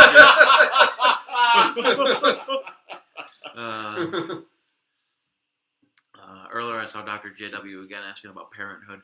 I was 3. I really don't remember too much of it, but it was a good time. Didn't you say you like between takes you'd be playing Nintendo with like? Keanu Reeves, yeah, we Wow. did that. We were filming down in Universal Studios, which was still just actually movie studios. It wasn't actually a theme park yet. And on one of the days, they took all the kids to what would eventually become the Nickelodeon studios, and we got to go run around on the Double Dare set. Wow. So I have nice. pictures of me on the Double Dare set, running in the hamster wheel and shit like that. Still without his pants on. Yeah. I was young, thin, and cute. Who wouldn't want to be pantsless? We still want you pantsless. Sir, I am not a dirty liar, and I resent that statement. He's a fairly well showered liar. Yeah. Yeah. I mean, yeah, I'm good. Oh, I smell terrible. Yeah. I haven't slept much. No sleep, no shower, no food. We're fine. We're used to it. That's you were smelling. Diana asked, I have will a there child, be I have a no Cinema choice to Snob clean Nash all the crossover? time. Somebody asked if there would be a Cinema Snob Nash crossover. I got plenty of fantasy porno spoofs and. Sure, I'm down. I'll come out here sometime. We already had you in one of my episodes. Yes. Oh, I'm Yeah, totally yeah. down. I'm totally down. Yeah, I can find. Sure. I got plenty of stuff over there. I have to think about which ones I was. First thing came to my head was like, oh, there was the Superman porno one. Like, wait, I already did that. I'm sure there's another one over there. You know what? Yeah, I'm If we 100% raise enough down. money tonight, we should track down some of the old dirty Team Snob fan fiction and read it out loud. Oh, Lord. Some of it's Jinx. fantastic. Video games with John That's Wick? not what that word means. Because I think literally at the end of one of them, I just show up to give Brad a ride home. That's Yeah, not- that's hot. Scott, reserve all Ranger Command questions to the Ranger Command Twitter, because this is about Jesus, bro. That's why we're talking about Kubrick for about 5 minutes. So. Hey, it's tangentially related. My podcast has nothing to do with Jesus, bro.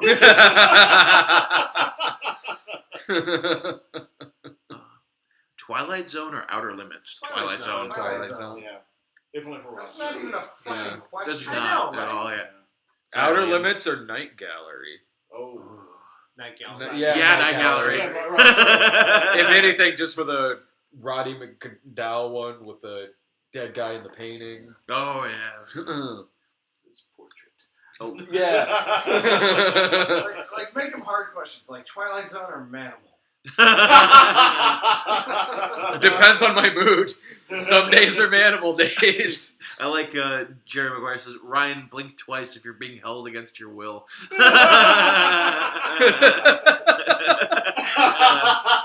We're really lousy kidnappers. We kidnapped him. We put him closest to the door. We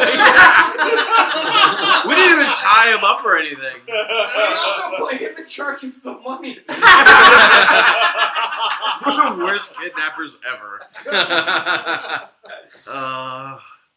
I'm alive. I'm good. Wow, Cool. Manimal or Tequila and Benetti. As tired as the Manimal. rest of us are, Ryan's doing literally 3 jobs on this movie. Yeah. I'm gonna say Tequila and Benetti. Oh, yeah, like as tired as I am when I get home, it's like I'm not gonna complain about it. I mean, my job on set's fairly it's like the easiest one there. I'm shooting all the behind the scenes footage for it.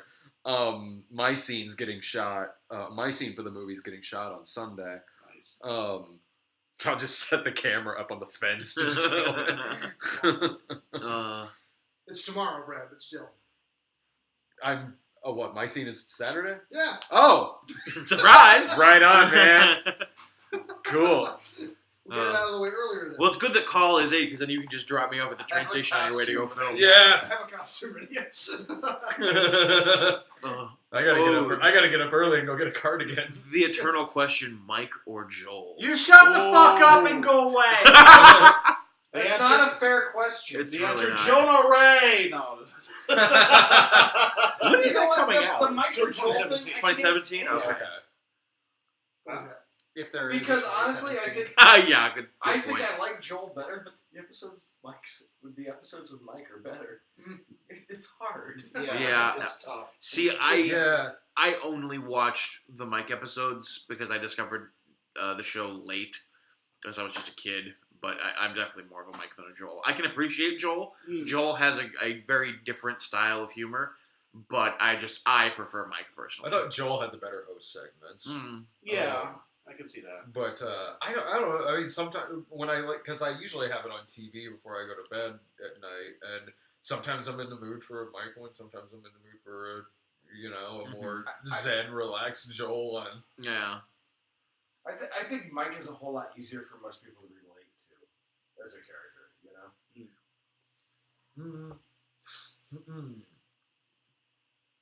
I'm surprised nobody's asked Riff Tractor Cinematic Titanic yet. Yeah. Any of us Social played life. FNAF? No, I don't think any of us have played FNAF. I'll go to Brad spot. Get in there. Yeah. Yeah, come on I in. will go to the bathroom. Somebody has something relevant so we can talk some more. Yeah, What do we got? please. I can't see all the questions. What do we got here? Joel, he's not Italian. Yeah, they're talking about. Has anybody donated any more money yet?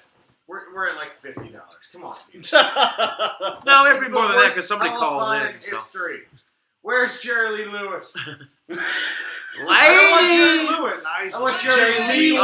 Lewis. I missed the Lee. I missed the Lee. It's not a telethon unless somebody fucks a 13-year-old.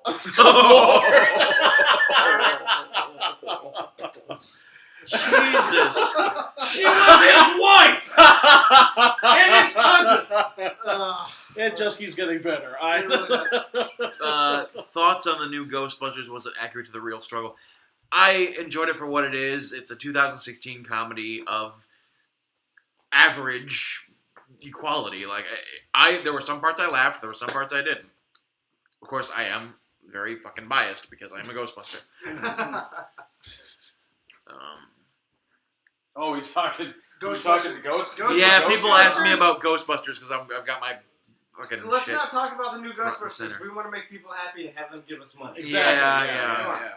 Favorite Universal Studios ride? Back to the Future. Back to the Future, yeah. Back to the Future. That was Long days, huh? may he reign.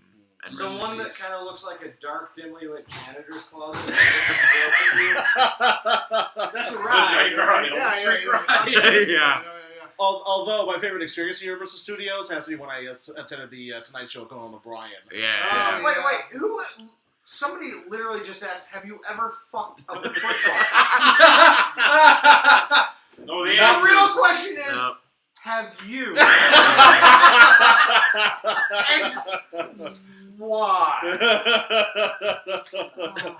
Gentlemen, this is fun, but I gotta get Oh, Nash has got to go. We got to say goodbye to Nash. I got a 2-hour drive. Stay with us. Never. Forever. Stay Thanks, with Brad. me. So yeah, Have a safe European trip football or back. American. Give football. the money! You heard the man. I got a movie. Listen, Bradstreet, he said hi. I've got a $9,000 a day Kinder Egg habit that needs to get Until filled. next So Good seeing you again, Yes. as always, sir. Nash. What pleasure meeting you. Nice pleasure. You're working with you. No, yes, good. I'm happy, yes. Moon 01. I mean, I'm familiar with Moon 02, but No, not Moon welcome. 01. Take care. Come on, say something interesting, you dirty piece of shit. I saw. I I was saw. talking to you two. Oh, okay. oh, Hey now. That's not. I love those two. I literally love everyone in this room. It's pretty fantastic. Yeah? Yeah. This is nice. And you say that right after Nash left. That's nice. That's I like it. Give it a week. Yeah, maybe I'll love it. There you go. Yvette asks, "Is it over?" Nothing is over. Makes you feel better, Ben. I love you the most. Oh, You're the second most. I'll take it. Okay. I'll take it. Absolutely. Dylan, no, I don't think any of us have played Five Nights at Freddy's. I don't like being scared. Lady No, but there's a young man in the movie whose Halloween costume was inspired by Five Nights at Freddy's. And I will say it's the most terrifying thing I've ever fucking seen in my life. It's amazing how these like little kids are Yeah. really getting into the They're whole really franchise. latching onto that franchise. It's amazing. It's insanely awesome. Am I wearing astronaut pants? No. You get to Because see- your ass is out of this world. That's right. Yes. Yeah. You get to see the Rick Head as a little kid in the Yeah. Right. The little red. What games are you guys playing? I'm playing mostly Destiny and Overwatch. I'm playing a whole bunch of VR games because I have both a Vive and an Oculus Rift. I am amped to my eyeballs in debt. Yeah. I was gonna say, but worth it. Oh my I'm, god. Oh, just, yeah. waiting, I'm just waiting for Red Dead Redemption 2 to come out. There you go. I'm There just you go. playing this live action role playing game where you change a lot of dirty diapers. Yeah. It Okay. sounds Also, I just Chicago right Freddy before the baby mixer was born, or I was playing the Panties. new Modern Warfare. Who's my main in Overwatch? My main is Junkrat. The Modern Warfare. Or if I'm games playing too much, Defense, but that Reinhardt. one's Really fun. I have been playing just because I don't have a ton of time, free time. I'm still playing Fallout 4. Okay. Fallout 4 is such a good game. It's a great game, and with the Nuka World expansion, I Mhm. played a shit ton of I it. haven't played it at all yet. Oh yeah, it sucked all Fallout the time. 3 destroyed a year of my life. Oh, dude, yeah, get ready. Fallout 4 is gonna destroy another one. Fallout 4 is pretty awesome. I really like the game. Yeah, it's like they've wasted a lot of my life on that game. Well, I just saw a question there. News radio versus Friends. Friends. News radio. Friends, I think. Yeah, Oh, I like News Friends. Radio. I News like Friends, News but Radio. News Radio is fantastic. News Yeah. Radio is great. Yeah. Friends is one of my Sure. favorite shows ever. Yeah. So Yeah. I'm going to go with Friends. I also saw two questions from me. One of them was, "Am I excited about the new Star Wars movie?" Yes, I am. And the other one was, one was from Mr. X saying, "If you move to Chicago, would you be a minister of pants in my new administration?" You can be the minister of, you can be the secretary of pants now, because you don't have to be in Illinois to be in my administration. Just because I'm the president of Illinois doesn't mean anything here. What position in your cabinet would I have? Top shelf. Now, Yes, I like it. I like it a That lot. was a great beat. This is why he's a stand-up comedian. That's the boss. right, boss of he's the mayor of Illinois. Yeah. Fucking dead. That's an interesting question. First movie you remember seeing? Flight of the Navigator. First one I saw in the theaters. That was my freaking Fantasia Heritage movie. terrified me. First movie I remember seeing. E.T. maybe? Probably. Apparently the first movie I saw in the theater was... Dogfucker. That was way I before think a my lot of time. sense, yeah. Apparently it was Vacation. Oh, But I would have been way too younger. The first would've one been I can one. remember seeing is probably the Jetsons movie. Oh, you poor Really? man. Yeah, either that or it might have been Look Who's Talking 2. I don't know Ryan's which one is came gonna out be, first. I want to hear what Ryan's is. Well, there's two things. The first movie I was actually ever taken to, like physically gone to the movie theater, was Back to the Future. Nice. Nice. Oh, But that was I was in a stroller, so I don't really remember it. Oh. God. Oh. The first, but it's the first movie I actually like physically was taken to. So I think that's what has set me on this path to be a filmmaker. Is that's where I was when I was, Yeah, your impressions of greatness. Exactly, yeah. The first one I actually remember seeing, God, it might have been like Fox and the Hound, like a Disney film. Yeah. I'm a hound dog. You're a hound dog, yeah. I just remember crying But at you that know, movie. I think that's the first one I remember seeing. But I have a memory of going to see Die Hard. Oh, Really? That was because Nice. my parents took my brother to it when he was at a birthday party. Yeah. And I'm the younger brother. So I guess, I don't know, I mean, it was back in the days when, like, here's a bunch of kids, let's go see a movie. Oh, yeah, totally. Like, You I could do just that. see tiny little toddler Ryan just waddling around his house. Yippee-ki-yay, motherfucker. I don't think I was a toddler. I was a kid, but like grade school kid. But like, yeah, I went to see it. I friggin' loved it. I mean, I loved that movie. Yeah. So saw it when I was a kid too, but yeah, me and my dad would watch like RoboCop and stuff yeah, like that. oh like, as yeah. kids. I mean, so that might be the first one I remember. I mean, Yeah, I had the benefit of siblings. So, right. like, much older siblings, too. So, Yeah. You also have the benefit of me showing you stuff that your Yeah. parents didn't want you to Right, watch. yeah. well, it was shit. They never would have said anything, but it was just, yeah.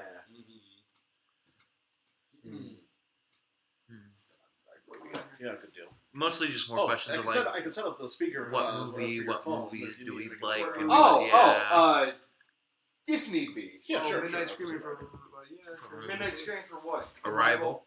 Oh, that's the one that came out Thursday. Yeah, It'll be seen after the movie Yeah, wraps. we wrap on We Sunday. are busy. We Yeah. wrap on Sunday. We were taking a break from your regularly scheduled snob stuff to bring you Jesus Bro. Yeah. So as soon as production is wrapped on that, as far as principal photography is concerned, then we'll get back to stuff like midnight movies and regular snob reviews and things like that. Yeah. Anything planned for this stream, or is it Q&A? Mostly it's Q&A. Okay, Yeah. so somebody asked advice on filmmaking. I guess what type of advice are you looking for? Are you looking Yeah, for it's like a bit vague. Honestly? Well, I mean, like what is it? Is like do you like how to get started, what to do? I mean, really, the best answer is that this is kind of a really exciting time for no budget filmmaking. Yeah. Find a group of friends, come up with an idea, make your fucking movie.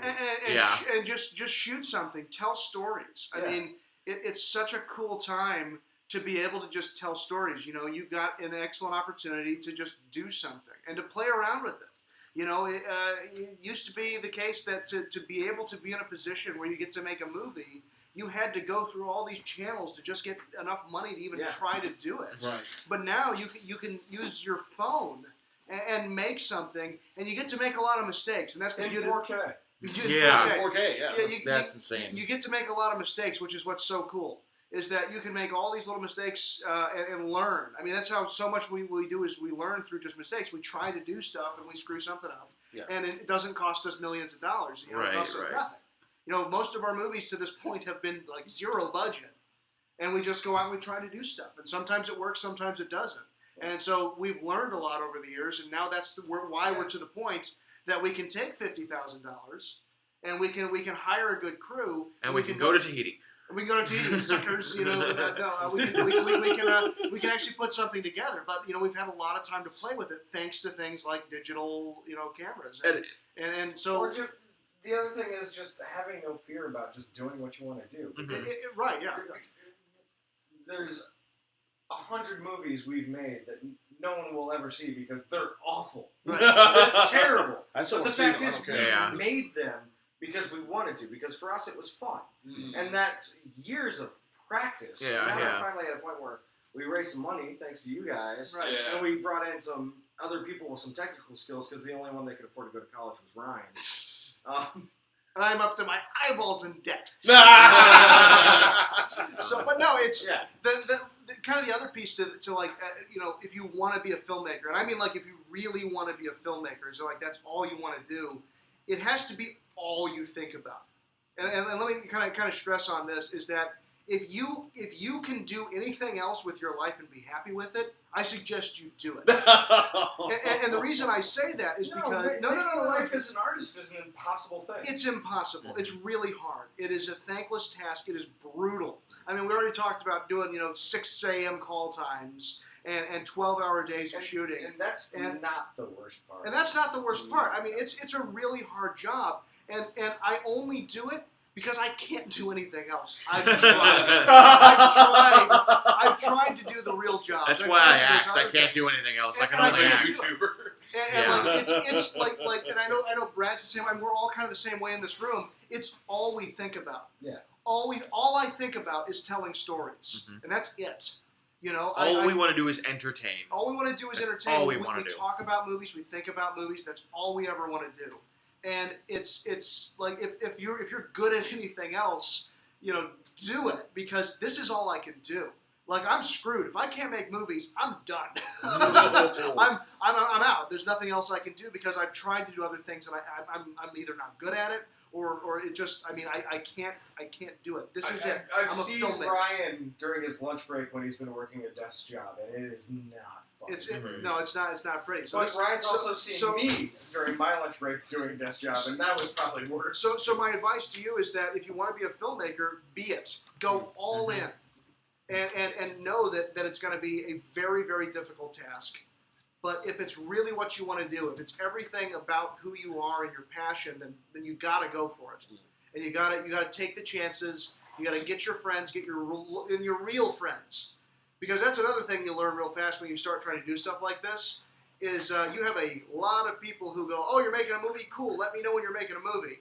And then push comes to shove, and you're like, "Cool. I needed 40 people for a big scene." And now all you people that have asked me to be in my damn movies, I've asked you to be there, and only 3 show up. That was Tuesday. That was Tuesday. Yeah. So I had to work. I don't know. No, actually, it was Sunday. Listen, It was Sunday. Sunday. But my point is that you learn who your real friends are, and you it's just, it's a labor of love. It is a passion, and that's it. I don't make a lot of money doing this. We don't make a lot of money. No. Like, by comparison to some people who do it, but we still do it because we love it, and that's it. That's the best advice. Is like, as a filmmaker, I think I can give. Not study Godard, study the Lumiere brothers, study Kurosawa. Study those things. But the thing is that if you really think you want to be a filmmaker, you're probably already pretty familiar with those things anyway. Yeah. Well, I want to go back a little bit to what you said about how it's when push comes to shove, you just have to want to do it. You have to want to. You have to live, breathe, and feel movies. I'll chat this story. I know you guys have all heard it 100 times this weekend. Last week I was in California visiting a friend's for a wedding, and I got the call basically the day after I got home that said, "Hey, we need you in Springfield." And I said, "Yeah, sure, okay, I'm on the first train down. Let's go. Let's rock and roll." I didn't get really a chance to decompress from being jet lagged. I just like, all right, let's rock and roll. Woo! And so, that'll come out in my performance in the movie where I'm just like, jeez. Oh, no, you're awesome. No, you're awesome. You're fantastic. So He's hilarious. He's fantastic.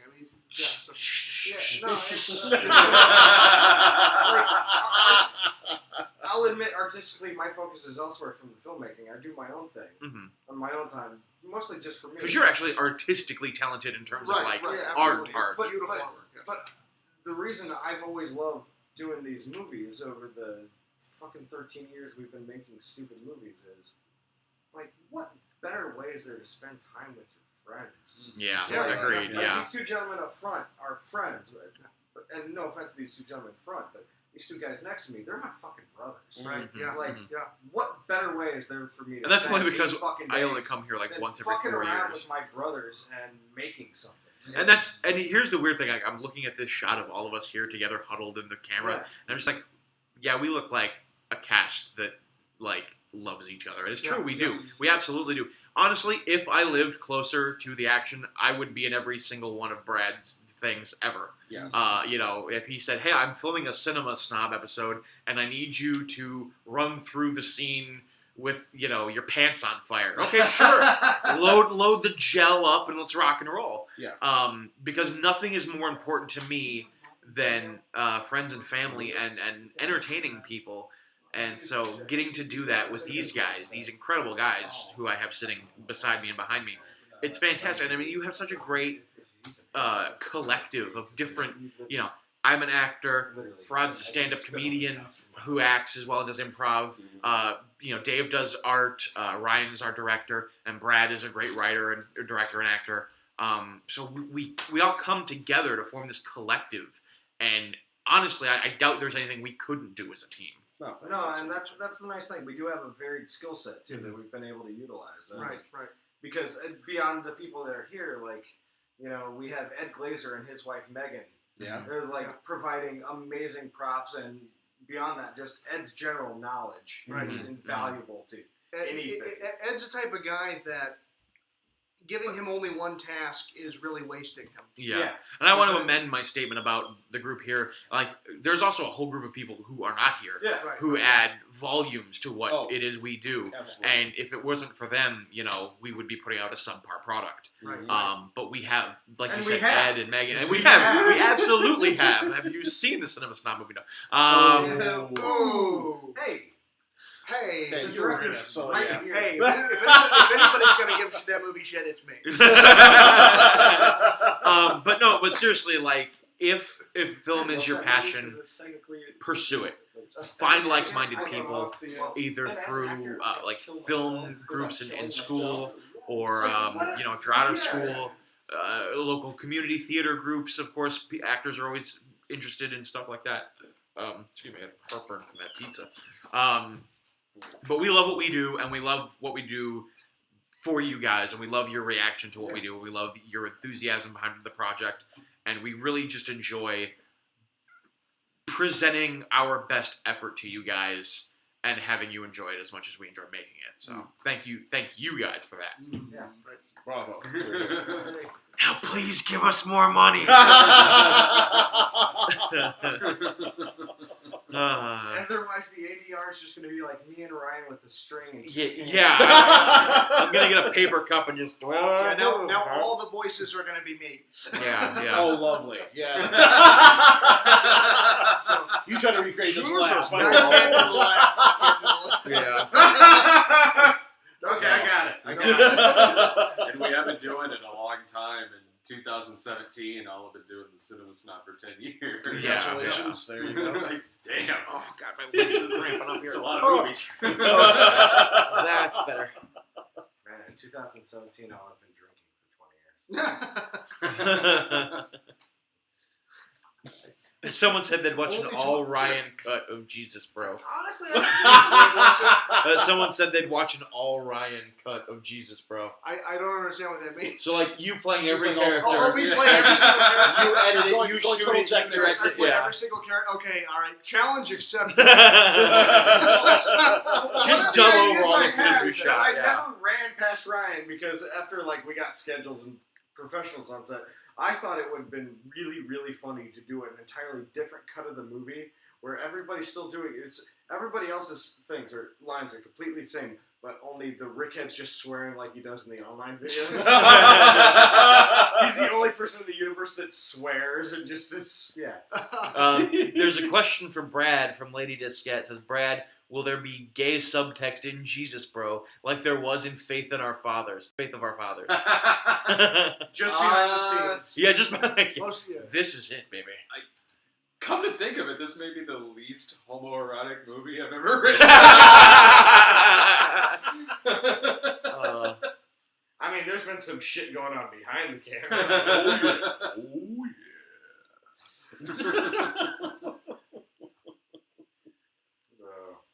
Will there be a Jesus Bro Ultimate Edition with 30 extra minutes? Depends on how much we make on this live stream. Yeah. It takes care of plot holes, but damn, we couldn't get rid of that Jesse Eisenberg performance. Son of a bitch!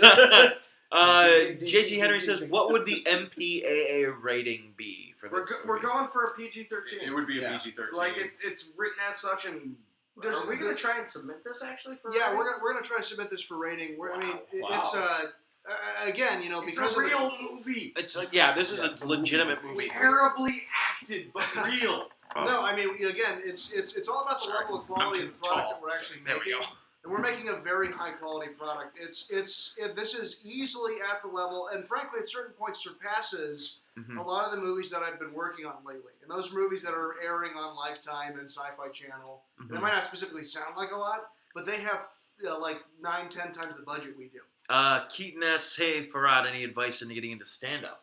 Go to open mics. That's pretty much the only way. Start writing, keep writing, and then once you've written out jokes, see if you can edit them to be half as long, and then do it again, so that you have the minimum amount of words in order to convey the most amount of jokes. And then go over to open mics and just do it over and over and over again. It helps that if you're not in a city like New York or Los Angeles, because that's where all the big-time players are.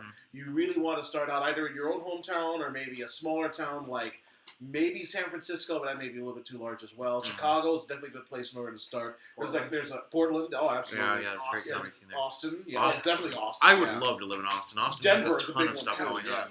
Going back real quick to the rating of the movie, the reason why it's written that way is that this movie it's parodying and mimicking the kinds of movies that would not be an R. Yeah. Like Yeah. it's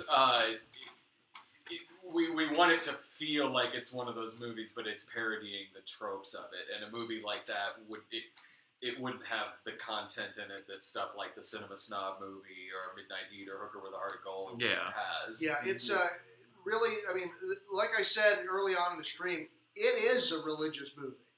You know, and in a weird way, we've actually made a religious movie. Like we actually made one, and honestly, that was my goal. And I think that parody, the best parody, is we make fun of them and make a better version of their thing. Yeah, yeah. Much like Airplane and Airport. Airplane, Yeah. absolutely, yeah, Airplane, or even like or like a Blazing Saddles or something. It's Yeah, just a yeah, really yeah, good yeah. West. You know, I mean, like that's the goal with this. That was my goal from the very beginning. Was I don't want to make one of their movies because their movies suck. So I wanted to make a good movie that makes fun of their movie, and really, like honestly, we're doing that. Yeah, We're doing that. What was really funny is because we're not used to making a movie like that. So remember when we were shooting with Sarah the other day, and just instinctively, some of us would like say like fuck a few times or Right, something yeah, like that, and like Sarah did, and I think I had to correct her a few times. I was like, Sarah, honey, we're not swearing in this movie. this is the first time it's ever. And I said for the very first time, Yeah. we're not swearing in this movie. And she's like, really? And I was like, yep.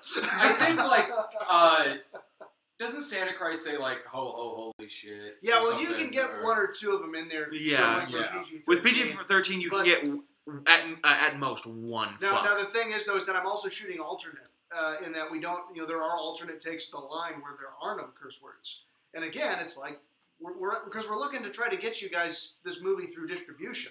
You know, I mean, if we're lucky, we can. Yeah, I mean, nothing's impossible. Like a Netflix or something like that. You know, those things are possible. It's really, really hard, but it's possible. And you know, giving them a product that doesn't have a lot of those things, it's a lot easier to sell. So we have alternates. Like if we keep it with kind of in the family with ourselves, and it's like only on certain streaming sites that we own, maybe we can put in a lot more of the curse words or things like that. But it doesn't fit this movie. It doesn't Right, fit the movie, yeah. but it's for the comedic timing. I mean, like when they do it, it's a comedic thing. So it's actually like for a reason. So. Seeing a lot of questions about would there be Jesus Bro merchandise, and then people are going on the whole Spaceballs shit.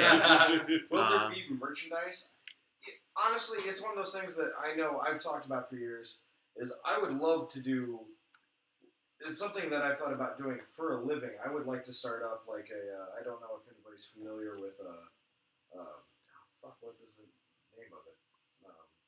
But I've thought about trying to start up like a store to do like screen prints and T-shirts and stuff for Like a Zazzle store or a cafe press. It's similar, but just focus on the people we know. Oh, okay. And do things like that. It's something I thought that I would love to do, but it's one of those things that it takes startup money and stuff. Yeah. But Right now, as far as merch for this, I mean, maybe at cons we'll have like posters or something. Yeah. But right now we have a Zazzle account. It's like zazzle.com/thecinemasnob, and we'll be adding a lot of stuff to that. Right now you can get a Lloyd approved shirt. Sweet. Over on Zazzle. Where's my God?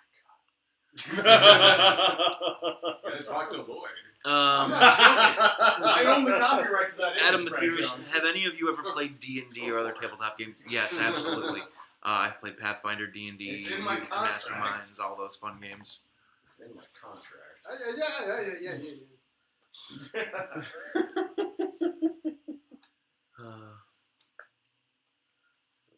Wow, we're moving fast again now. Yeah, Yeah. moving fast. Lots of questions. But are they giving us money? If you don't give us money, fuck your question.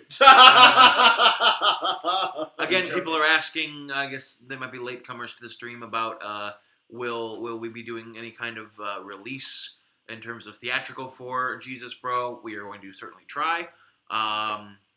Just stay tuned on that, guys. I mean, we absolutely would love to be able to do some limited screenings. And even if, it's one of those things for some of our other, projects before this, just for ourselves, we did a premiere. Yeah, and it would be nice to just do something like that. Mm-hmm. The hardest part is that our director lives thousands of miles away. Yeah. And that's the big thing. Ryan ain't flying us to California. No, I'm not flying you guys to California. I might fly myself back. I'll fly myself to California. So if we did do something, it would, at least immediately, it would be a Midwestern thing. Well, we want to do a premiere, Yeah. People are asking, maybe at a con. Would we do a screening at a con? We would love to. If cons would let us do that, that would be great. cool. But the thing about doing that is to make it worth our time. Cons need to invite us. Yeah. And that's the thing. It's Brad is at the point where cons are starting to invite him. But if you guys want to see us at cons, to make it worth our time to get all of us there, talk to your con organizers. Talk to the organizers, talk to the reps, tell them. Invite these people. Don't just invite the one person. Always invite Brad. But invite, tell them to invite the crew. And we'll share hotel rooms. What's it fucking cost them? Yeah, I will happily sleep on the hotel floor. I don't give a damn. There's at least a few we get invited to a year. Originally, I was going to be doing YomaCon, but it was that took place during now. Yeah. It took place during production of the movie. Yeah. Will there be a Drew Struzan type poster? Ooh. We've discussed concept. We have not discussed style. Yeah, we've worked on. We have a couple concepts for our key art, so we think they're pretty fun. Yeah. So we can't wait to show you some of them. That'll honestly, that's gonna be a while. Right. Yeah. Ryan's got to tell me when it has to be done by. It'll be done Friday. by. You're fucked. One point I did want to bring up is somebody mentioned, hey, for the newcomers to the stream, we have a fantastic little mini contest going on. Yes. And to talk more about it, here's Ryan. Hey, so as was discussed before, my good friend and mentor is Anthony C. Ferrante, who is the director of the Sharknado movies, and he has offered for our top 5 contributors today. Our top contributor will get all 4 Sharknado movies, a copy of them. It's a 3-pack bundle, and then number 4. They will receive them all signed and personalized by Anthony C. Ferrante, in addition to a Sharknado 4 mini poster. And then our other 4 of the top 5 will each receive a signed and personalized, however you like it, Sharknado 4 mini poster signed by director Anthony C. Ferrante. So he wanted to offer those for us to kind of help us out today. He's been a big help and a big influence. He helped us in the development of this movie, of Jesus Bro. So it has a little touch of him in there as well. He's a big supporter of ours, and we're a big supporter of him. And he's been great for us. So that's an offer that we have for our for you right now. For you, our top 5 donators of the evening. For this stream. So yeah, bring that out again. Yeah. X says, "Damn, Zach, I think Brad should hire you as the guy who reminds folks why they come to the stream." Why do you think he's here? That's right. Yeah. I'm the sex appeal. That's right. That's right. He's the sex appeal. Ryan's the tech guy. I tell dick jokes. I'm the Farad laughs. Farad's the black guy who laughs. Yeah. And Brad's why people tune in. That's right. So that rolls. Jobs. Yeah, I'm the Ed McMahon of this group, basically. Yeah. And don't forget, if you donate to our PayPal, which is thecinemasnob@yahoo.com, if you donate between $50 and $99, you can we'll read anything you want us to read, promote whatever you want us to promote on the stream. $100 or more will bring you up on a phone call so you can ask us a question.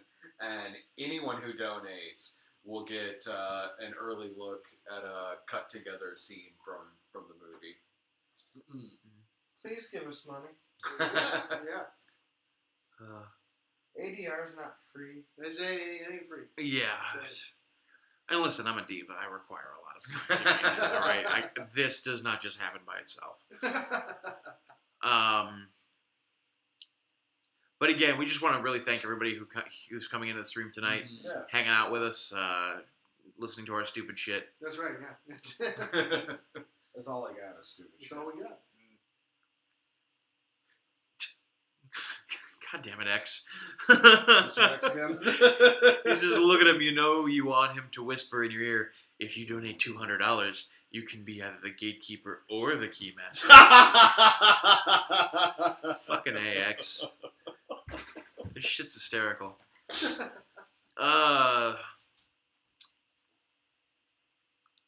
guys, I'm looking at porn on my phone. I mean, hey, Well, I don't blame you. I'm a busy man. I gotta get everything in. Yeah. It's a tight schedule. You gotta do what you gotta do. JT Henry asked, how long are we planning to go tonight? As long as it fucking takes. There you go. That's no problem. Probably until I have to You go. guys- to Until these two have to peace Ryan and I out. have work to do. It's mostly on each other. You know. Busy night. I demand a Cinema Snob and Rick Head crossover. Honestly, I'm sure it'll happen eventually. But I'm Yeah. trying to run out of ideas. Although, I mean, Well, hell, he greenlit my crappy show for the 1 year it ran.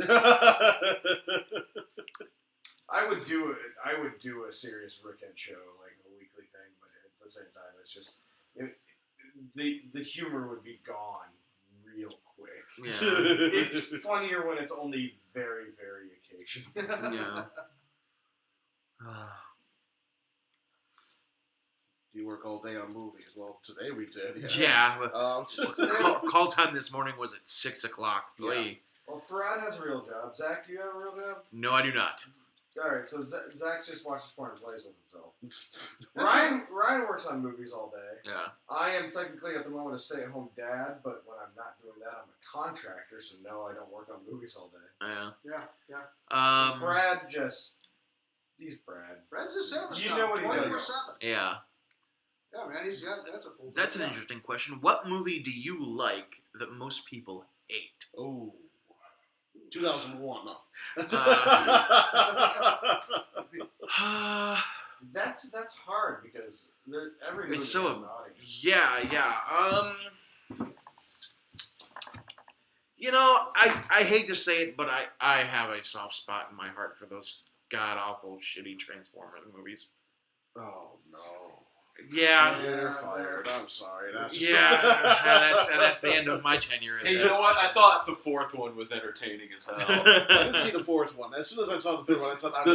Dude, Wahlberg the and simple TJ switch of Shia LaBeouf for Mark Wahlberg made all the difference in the world. Yeah. And also adding Kelsey Grammer as the bad guy. Yeah. Okay, well, that's appealing. Plus, it added one of my favorite Transformers, Drift, so I am not at all put out. And he was my favorite car, Bugatti Veyron. We did get a $100 subscriber. Sweet! Somebody's about to join us on the live stream. I gotta Let wait. Brad get center here, guys. Oh, I yeah. gotta wait for Before I remember. yeah, I gotta wait for him to write me back. Okay, he wrote back. All right, cool. Yeah. Brad, get center. Excuse me. Sit down. Ladies and Hi gentlemen, there. It's time for a drunk dial. Oh, yeah. Okay. This is John. We're going to bring John up on a call. John Doe. Hey, John boy. Oh, son of a bitch. I was 2 feet from the basket. How did I miss? Oh, boy. Hello. Hi, is this John? Yes, this is John. Hey. Is that your real name, John? Hey guys. Thank you. Yeah, Thank you so much, man. One day. So start off. Really enjoy your guys' work. Thank you. Thank you so much. You're welcome. Also, I'm from Pennsylvania, so if you want to get any anger about recent events out at me, go ahead. You son of a bitch! Well, John, is it your fault? That was days ago. No one's thinking about that anymore. Okay, but so. It's all right, John. We still have bourbon. What? My 30-minute work route. I couldn't believe the number of signs for that man that I saw driving there. So that kind of explains how that happened. Okay, you're one of the good ones, John. You got a question for us? Yes. So yeah. First question. Let's think here. You're not prepared at all, John. I think first of all, the most important question for everybody. Which one of you is getting the nude scene? What's that? Which one of us has a nude scene? In this movie? Farad. Yeah. No, in this movie, there's no nude scenes. In the past, PG-13. Naked Santa Christ. I mean, in general, I think as far as it comes to the nude scenes, I think in all of our stuff, Brad and I have had the least fear and the least amount of caring. I've offered to go top. But I have a family now, so I'm kind of like, no. Yeah. Maybe That's completely understandable. I might show my hams or just the balls. Just some ham in his fridge. Just some classy taint. Yeah. Ooh, yeah, real classy taint. I'm trying to go for PG-13, so there's no nude scenes at all. Unless it was, some tasteful side boobs. unless it's 70s or 80s PG. I mean, let's be honest, I've got a And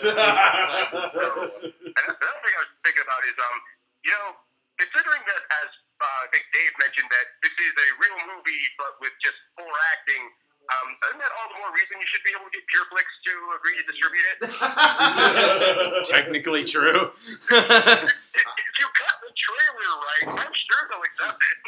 The acting in this movie is way better than in any PureFlix movie. Thank you. I don't agree, but thanks, brother. Oh, you've seen those movies too. You know it's true. And I've seen some of the cuts we have of our shit. I'm getting very self-conscious about this movie. Oh, it's okay. Oh, you're great in it, dude. You are phenomenal. I really wish I had read the script. Well, Wait, but still there's a script for this? There's a script for this. Oh, we are There's been a so script fucked. for months. We're so For fucked. days. Okay.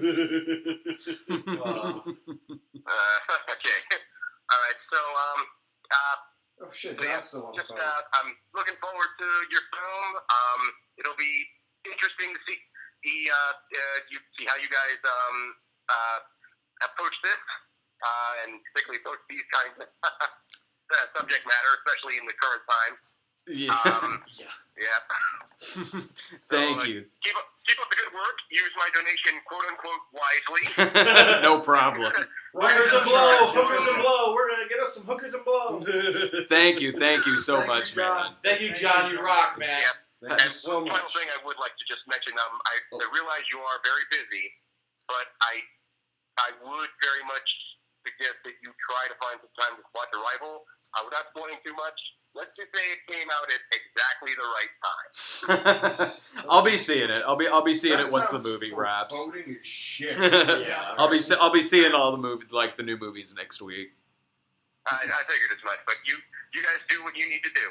Thank you. Thanks a million, man. Thank you, John. We appreciate it, man. Have a great night. You're welcome. No. Thanks, Lloyd. Lloyd! Come here, Lloyd. Come on, Lloyd. The stream's gonna be Lloyd approved. Lloyd, Oh, there we go. come here, Come on, buddy. Lloyd. Come here, bud. Who wants to see some cat balls? Who wants to see some pussy? Here's Big Lloyd. There you go. Come here, buddy. He does not approve this movie. Lloyd's Catholic. You want down, buddy? Or do you just want to sit up here? There you go. Aw. Well, there you go. Lloyd. Some of the comments. There you go. That's All what the comments. are Everyone's just just Lloyd, Lloyd, balls, Hello, mascot. No. That's a line in the movie, actually. 5 Men and a Cat. Coming soon to ABC. Directed by Leonard D. Boy. A Miller Boyette production. Little boy, yeah, nice. Someone asked Dave, Rickhead or Max Force? fuck, that's hard, man. Mhm. That's in the long run, I think the Rickhead's more fun to play. Mhm. Because especially when we're doing just the stupid little videos, Brad's kind enough to let me like just riff a lot. Because a lot of those videos, I think, are really just Brad and I trying to make each other laugh. Mhm. Oh yeah. Yeah, we I've seen the cracked. bloopers. Yeah. We cracked up a lot making those. And Max Force is fun to play, but there is no comedy in Max Force. But It was a much darker movie. But I get to beat Max Force again for the first time in 10 years very soon. So Yeah, Max Force as is soon as in. we're done with this, I gotta start growing the goatee back. Max Force is in shot on Shitty-O. Just gonna film it all outside of Ryan's parents' house. It'll be fine. Yeah, just call first. That's all. Whoop, you went down? Oh no, he wants. Oh yeah. He's huge! Huge. Where you going, buddy? He's gonna be huge. That's Listen, that's the hugest This is pussy the most I've fun- ever seen. And I've seen a lot of pussy, okay? This one's back pop is tremendous. I'm just gonna go ahead and I'm gonna grab it. Lloyd, this isn't the time to check your email. He's just laying down. For me, it looked like he was teabagging the keyboard. Come He's just like, and drop my balls. Lloyd, get the fuck out of the way, man. Oh yeah, that goes this. I can't even. here, Bubba. Oh, I know. Come here. Brad's sweeter than that cat that he's been to anyone in his life. He's my buddy. I don't know. I thought last night was very tender. Yeah. Let's just put a little more fuel onto that fire. And please, neither of you take this the wrong way, but I just love the mental image of Brad being the big spoon. Well, of course. I'm in his movie. I know my place. Well, okay, guys, if we raise $10,000 tonight, we'll get Brad and Zach to recreate the John Lennon Yoko Ono picture. I didn't sign up for that. I only signed up for the truffle shuffle. Lloyd! Dude! Lloyd, come here. He's huge. Lloyd, I'll put on your cartoon for you later, buddy. What's the matter, buddy? Hey, guys, Come let's here, play a fun guessing game. There's 3 other members of Team Snob in the comments. Can you find them? Oh my god. Well, we already know one is Sarah because you said so earlier. I said she was watching. I didn't say she was right. So then I assume then that she is. Is Mr. X considered to be a member of Team Snob? Or? No, fuck that guy. I didn't say it. I love that guy. He's He got bought his me. own thing going. He bought That's me. true, He yeah. bought me Overwatch. I love that. Come back down so I can start reading more comments. Lloyd shows us his asshole in 3, 2, 1. It's not gonna be Azure AGC says, "Am I in Team Snob?" Not that we know of. They want more cat. You guys have had the maximum amount of cat that your current donation level will allow. Yeah, you had more cat in that one scene that you did in the live stream that we did a few weeks ago. That was 12 hours long. So.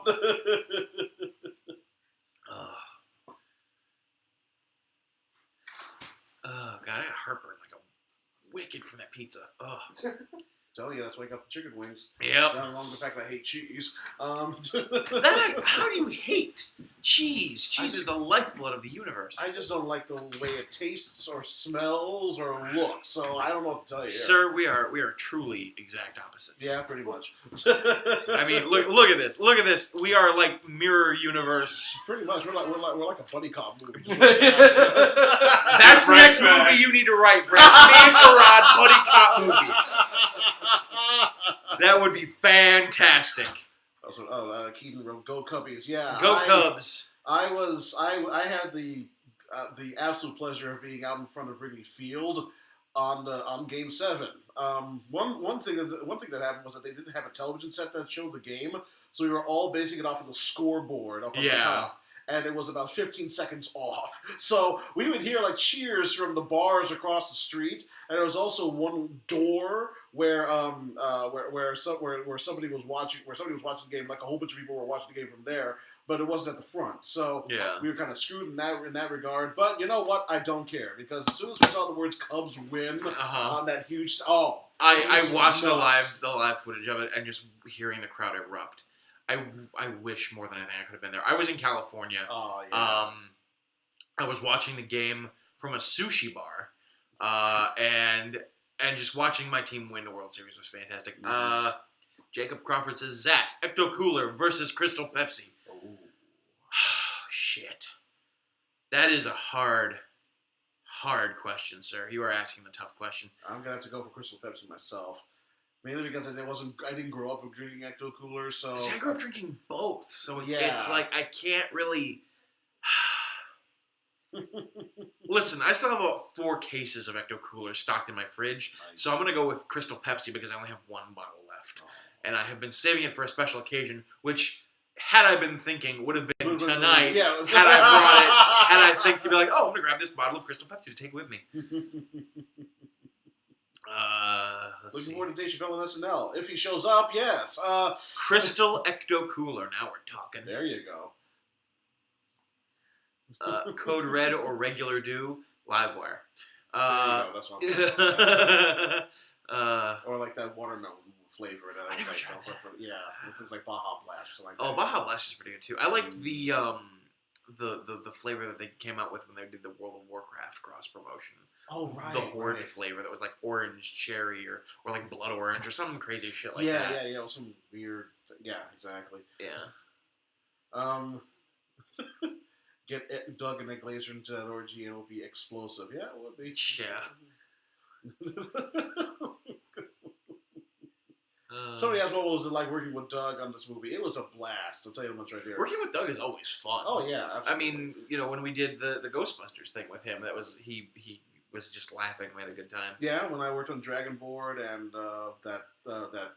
that section before the Wild Wild West review there. Yeah, I mean it's Oh, and also, of course, the infinitely lauded and critical media darling Pop Quiz Hotshot. Yeah, yeah, right. Yeah, it was a lot of fun to make. It was just. Are we interested in the new NES? No, because I know how to emulate things. That along with the fact I never grew up with the NES. I was an Atari man here, right? So yeah, well, you're also significantly older than I am. No, I was into Atari in like 1989.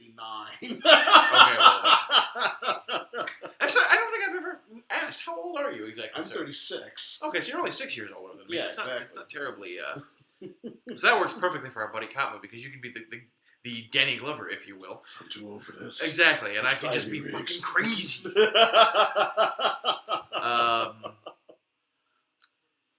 Now, if they release a new Atari Jaguar, then I'd be interested. That would be kind of neat. Lunar Imperium says this guy strikes me as an American Jim Sterling. He fucking wishes, okay? Let's see, what else? What's been the hardest scene to shoot so far? Probably there's a sidewalk scene.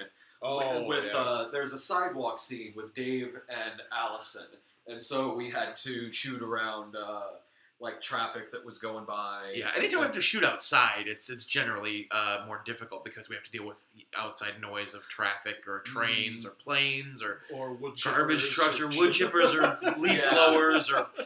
Yeah, the first day of shooting, there was somebody using a wood chipper across the street.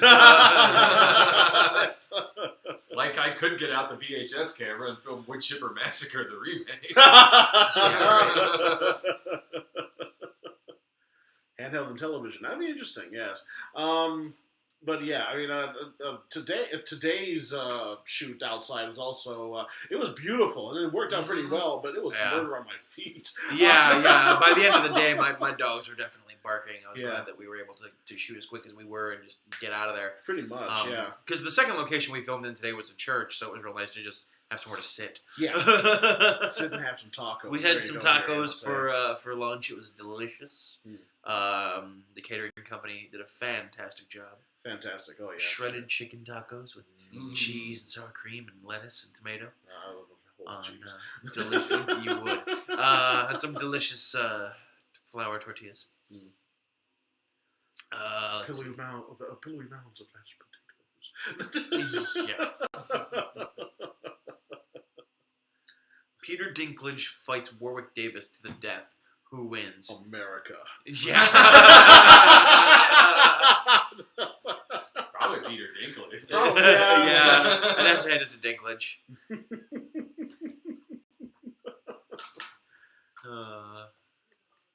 Brad looks like he's balancing on our Shoulders, yeah.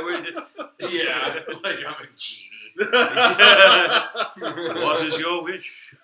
The Great Kazoo. I don't think so, Dum Dum. Who wins? Kenny Baker.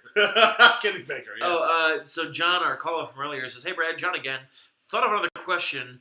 I know how much you all loved, in quotes, the Total Recall and RoboCop remakes. Did you know Starship Troopers is next? Oh, fuck off, Hollywood." Ah, jeez. Starship Troopers isn't necessarily sentimental to me in any way. Not really for me, but still. Yeah, like I mean, I don't know why that's getting remade necessarily.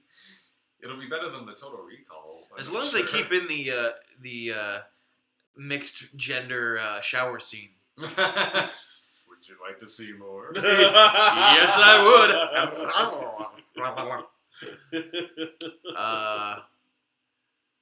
Let's see. What else? What else?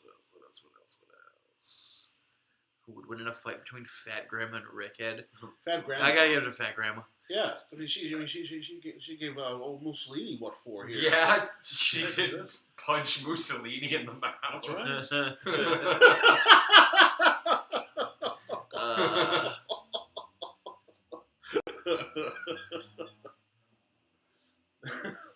What's more American, Rocky or Rocky IV? Rocky IV ended the Cold War. Yeah. Yeah. So that's America right there. You know what I'm saying?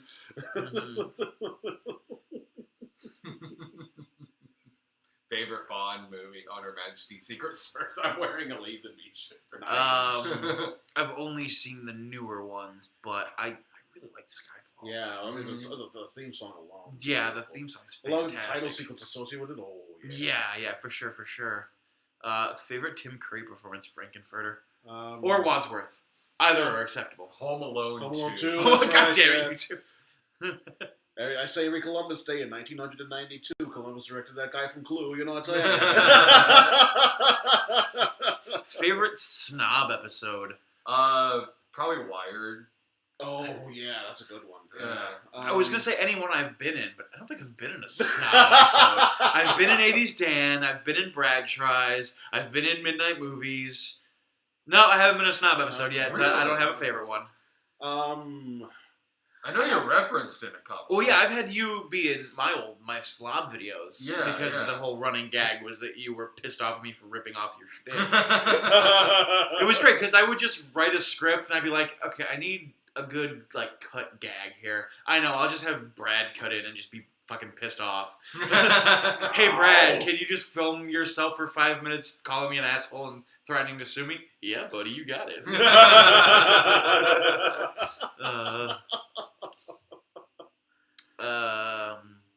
I didn't give mine yet.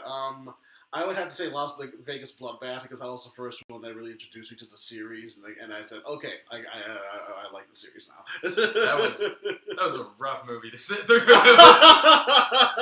It's like nothing's happening. You're just watching TV. What's a fucking bloodbath? I know what else going to do, but I'll keep it.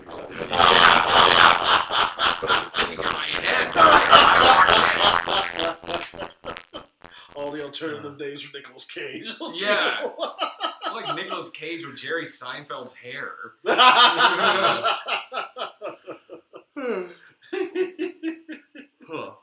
time is it even? Shit. 10:08. Oh, wonderful.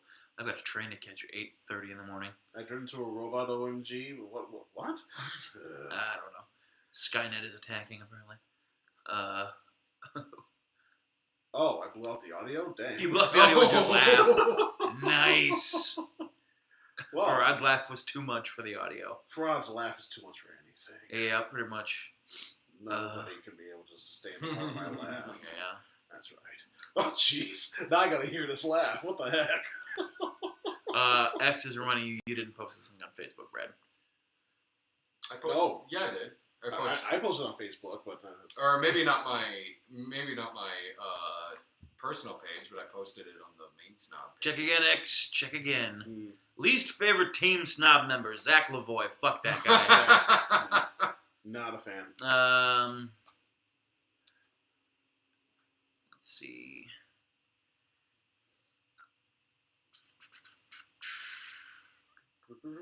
What are you doing, kid? Come here. Oh, you're gonna lick your balls. Go for it.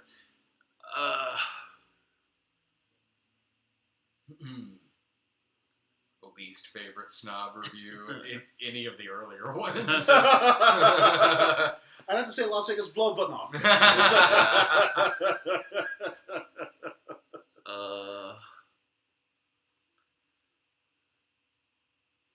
X. Oh, never mind. Yeah. Can you guys do famous celebrity impressions? Yes. Sort of. Yes. I could do. Let's see here. I usually do them over Movie Yoki. Let's see here. Oh, Daniel Plainview. From There Will Be Blood, played by Daniel Day-Lewis. Here. Okay, yeah. 'Twas Paul who was chosen. See, you found me and told me about your land. You're just a fool. I did what your brother couldn't. I broke you and I beat you. It's the last bit of nothing you can do about it. It's gone. It's sad. You lose.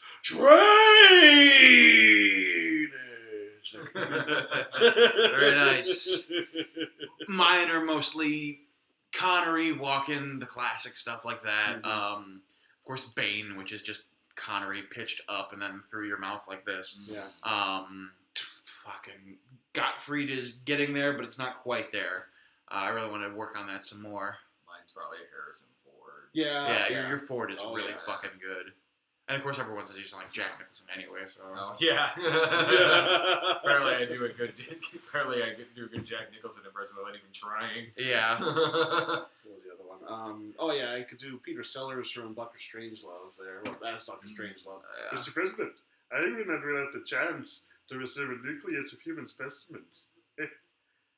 And so forth. So, yeah, just... females for each male.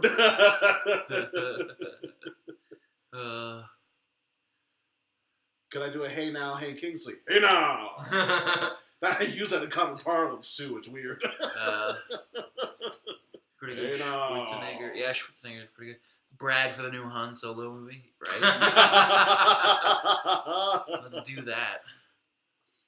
Just watch the nostalgia critic Force Awakens. Yeah, Han Solo and that. Yeah. Pretty much. Time for go to bed. All right, Azure. Good night there. Azure, good night.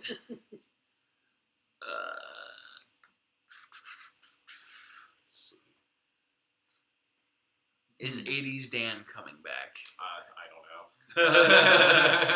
know. No. He died on his way back to his home planet. Aww. Maybe it's an animated series. I would love to see that actually. Actually, I've been pretty thinking cool. about that. I've been thinking about pitching that as an animated series. Sweet. It was too time consuming to keep doing. I can imagine. Sure. Yeah. I forgot about the Softly from Cable episodes not being on the site. Yeah, I mean there was only 2 episodes of that. At some point I got to get those re-uploaded. I think there's a few things that still need to get re-uploaded on the site that haven't yet. I was an 80s Dan to host Pop Quiz Hot Shot. That would have worked, but no. I'm glad I didn't have to do that as a character. Yeah. I'm glad I didn't have to do that, like playing a character. I think I think I was asked actually if I wanted to do it as 80s Dan, and if I remember right, but I just wanted to do it as myself because it was fun snarking at a lot of the contestants. Oh yeah. Yeah. You don't know what the fucking challenger is? What the fuck? I wasn't born yet. Yeah, good point. What's nom? Was that the release episode or one of the test ones? I can't even remember. I can't remember. I can't remember. I don't think it was on the one that was released. Probably not. How cold is it up there? Yeah. Mid-40s. So. Yeah. Yeah. Typical November. I don't know. Yeah. Mid-40s Fahrenheit for those of you watching from across the pond. There you go. Yeah, actually. It was, yeah. Oh, sorry. They're asking about the movie I'm in with Bill Oberst. Last I heard, for those that I got cast in a movie called Routines that's being shot up in Chicago that's starring Bill Oberst Jr. and Lynn Lowry. Last I heard, that's possibly getting filmed sometime in April, and I play a talk show host in it. Nice. That's great. It was originally supposed to be like I was playing Morton Downey, and then it was changed. I think it was changed to where now I'm playing more of a Jimmy Fallon type. Oh no! Like, we played Morton Downey, and I was a replacement for Gary Busey in it. I was apparently Gary Busey wanted too much money or something. Like, oh, well, that's the porn guy from YouTube.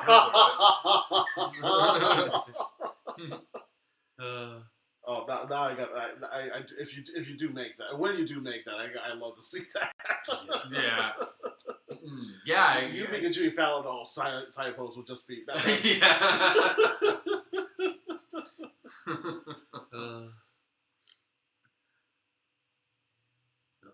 Here's Lloyd. Yep, there's Lloyd. Oh god, he's on camera too. Hey buddy, you in your chair? Here's Big Lloyd. There's a real director of the movie right there. Joy says, "Good day, Brad from Australia. I apologise for my accent. It's not the best, but I'm sincerely trying." The Smurfs 2 midnight screenings. Anytime that I tried uploading it, YouTube kept rejecting it. Really? And yeah, it was never listing me a reason why. It also did that for the Pulp Fiction midnight screenings. I never got a reason why it kept getting rejected, but it was. So basically, what'll happen, like with the Smurfs 2 midnight screenings, is it'll most likely be an extra feature on the next Snob DVD. That's what we did with the Pulp Fiction one. It was a special feature on the Unerotic Fantasies DVD. So it'll be the same thing with Smurfs 2.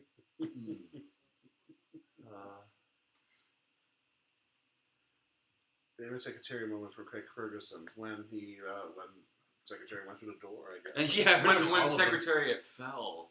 I Remember? saw that one. No. Oh, Yeah, Secretariat fell one time, and Oh, the no. behind guy had to catch up with the front one. Oh. Christ, I missed that show. Yeah. Oh god, me too. That was the best. I remember nights when we'd wrap filming the Snob movie, Yeah. and you'd be sitting in the chair, I'd be just starting to fall asleep on the couch, and we'd watch Ferguson all night. Nice. Yeah. It was good times. I miss it. I miss it a lot. Yeah. Yeah, especially in these trying times. Terminator 1 or Terminator 2? Terminator 1, honestly. I mean, I love them both, but I actually prefer the first one. I gotta go with Terminator 2. I like the more action-oriented, seeing Arnie as a hero and things like that. And plus, the idea of a liquid metal. Oh, yeah. That is awesome. It's sort of true for me because there's a product placement of the Atari portfolio. I love how gritty the first one is, and Arnold is creepy as hell in that movie. Yeah. Oh, yeah. And Kyle Reese. I love I love both of them, but I prefer the first one. Mm-hmm. Terminator Genesis or Terminator Salvation? Salvation. I don't have to go with Terminator 2 myself, but... Yeah, I'm going to go with Terminator, exactly. Terminator 2, and then that's it, right? They didn't make any more Terminator. So what you're talking about with these older movies here, right? Just leading in. Someone says going old school. Still miss the Bruno. Yeah, Mattei sure. or Matai. Matei. Mattei. Oh It man. rhymes with okay. Just like a George Takei. Well, we stopped doing that. I mean, it was an easy show to do. Right. I mean, the Bruno Mattei show is kind of a prototype for what became the midnight screenings, honestly. Pretty much, yeah. Except we shot it in a bar, and the reason why we stopped is they put in like speakers above the booth above the area we usually sit, and elsewhere too throughout the bar, so it just became impossible to shoot there. It was never really that popular of a show to begin with, but we liked doing it. It was one of the... When I started the site, I needed to create some other shows besides just the Cinema Snob. Right. Bruno Mattei show was one of them. Same with Big Box and Kung Tai Ted. And just after a while, we just stopped doing those and moved on to other things just to keep things fresh and to do other stuff. But Bruno Mattei show got referenced in, I think, the Hell of the Living Dead episode of The Snob. And Kung Tai Ted pops up every now and then in the Cinema Snob. In a wheelchair. Yeah, still never explained what's happening, but he's in a wheelchair now. Oh, Fred, somebody's asking about you in that Clickhole video. How did that happen? Oh, I auditioned for it. Yeah, there was they have the Onion Productions has a casting call thing, and so they said we're looking for two people that are 250 pounds, and one person who's 500 pounds. And I said, well, I weigh 330, so I could play either one. Just put a pillow around me, I think I'll be good for the 500. But no, they decided to go with me for the 250-pound guy. And they got another guy that was, I'm sure, similar weight as me. I really can't tell. But, I don't look 330, but, except from certain angles. So that kind of worked there, How did I audition for Clickhole? I submitted my...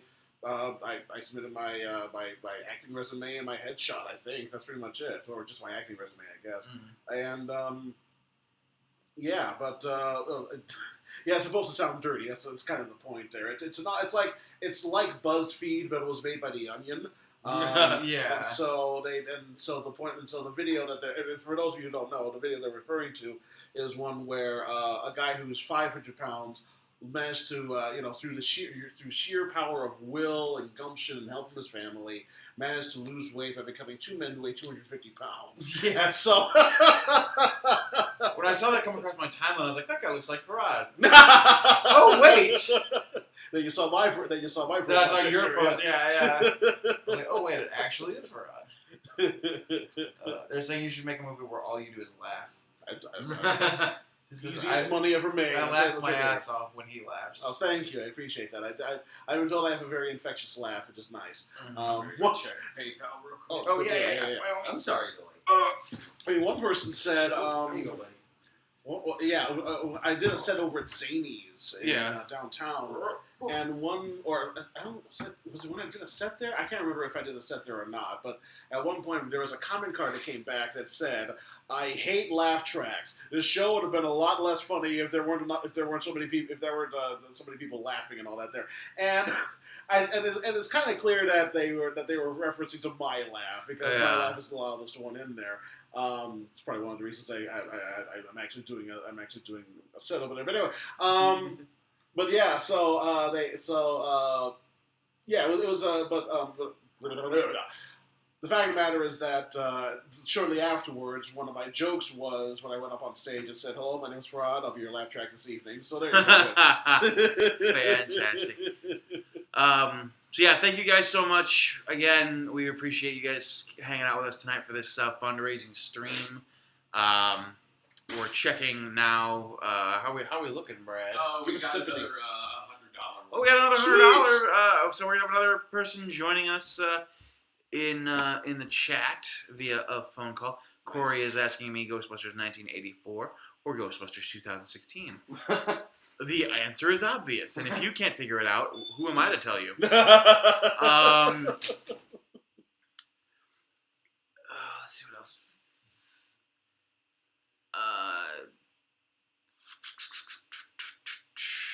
Do we have Battletoads? No, we do not have Battletoads. We do have the Jackbox Party Pack. We do, which as much as I do want to play it, I don't think we'll be able to. It would be difficult, to show both the screen as well. Hey, Michael, how you doing there? Hey, it would be difficult to show both the screen as well as us and that. You're just in time. Literally, the question that just popped on screen was, "Whatever happened to Dave? Whatever did happen to Dave? We don't know." Yeah, doing the blow. Yeah, That's he right. had to do the blow to stay awake for these long nights. Absolutely, yeah. What were our Halloween costumes? I was John Wayne Gacy. what did I dress up as this year? I think I dressed. And then it's not a joke. I literally was painted like John Wayne Gacy. I was, right. I was an Or- exhausted father. More accurately Yeah, as me too, Pogo the me Clown. too. I think I was the nostalgic critic. Wait, no. No. That's right, because somebody else dressed as Doug. No, I dressed as Neil deGrasse Tyson. That's right. Yeah, that's a good one. My girlfriend Laura and I were Bat Hero and Steffi Love Nice. from Bootleg Zones. All right, we got another $100. Let's do Let me it. clear the road. All right. Yep. The whole video was very funny. Well, thank you so much. It was a lot of fun to shoot, and I'm hoping that I could use that. I think I could be able to use that in a professional acting reel or something like that. So we'll see about that here. Okay. I guess I'll ask for permission to use Jesus Bro scenes from there too. But there you go. Here, This is all right. We're gonna bring up Sean Sean. for a phone call. Of course, we're hearing he's got to listen to the phone. He's going to get the phone call before we talk about it on the screen because of the delay. But anyway. Oh, hey, is this Sean? This is Sean. Hey, how you doing, man? I am super excited for your guys' movie. Oh, thank you so much. So yeah. Thank you so much for the donation too, man. Oh, you're very welcome. So my question to you guys would be, what was your favorite scene to record that you guys have shown already? Our favorite scene that we've shot already? Oh. Yeah. For me, it's back and forth between the scene with the park ranger where Rickhead is turned away by an angry park ranger because Rickhead's now a Christian. And there's also... I think it's safe to call it the Looney Tunes. yeah. You'll understand when you see the movie why we call it the yeah, Looney Tunes scene. yeah. But it's my absolute favorite scene, and I'm not even in it. There's also a scene. Do you want to mention this scene with you and Allison on the sidewalk after you get back from heaven and you're a Christian now? So you're trying to win Allison's character's Allison and I a have Christian. a walk and talk scene that was just fucking brutal and long and really funny, and acting opposite Allison has been an absolute pleasure through this whole thing. Oh, absolutely. Because every time Ryan calls cut, we just look at each other and go, "What the fuck are we doing?" I think Allison and I are both by nature awkward people, and I've been rather busy, and I didn't read the script before. So like I didn't know how the movie ended, and I'm not going to ruin the ending or anything, but it's just like, well, this is a little awkward for both of us. Well, And that was fun. yeah. But I'll say, honestly, just from a technical perspective, we shot a scene yesterday with Rob Walker where we really got to play with our set and we got to play with some toys, and I think it's going to be one of the coolest looking scenes in the movie. And just watching our crew work on that scene, and it's in the plot. It's the intro to heaven scene.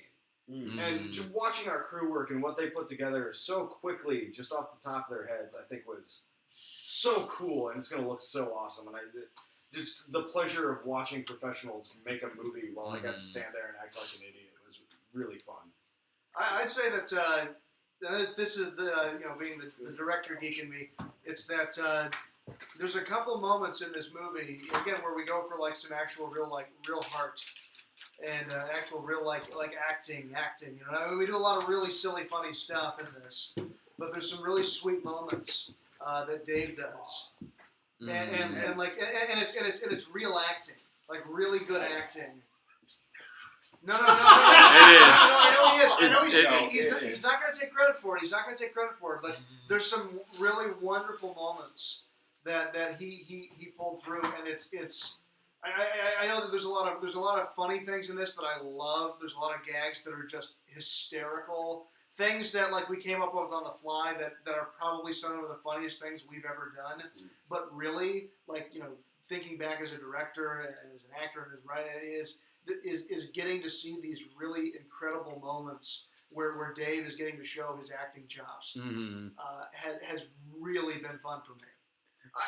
I must not have been being as bad of an actor as I thought I was, because the guy you brought in too, he was a background actor and an extra, but he's a local theater guy who directs shows. He's like, if you want to come try out, I'm like, no.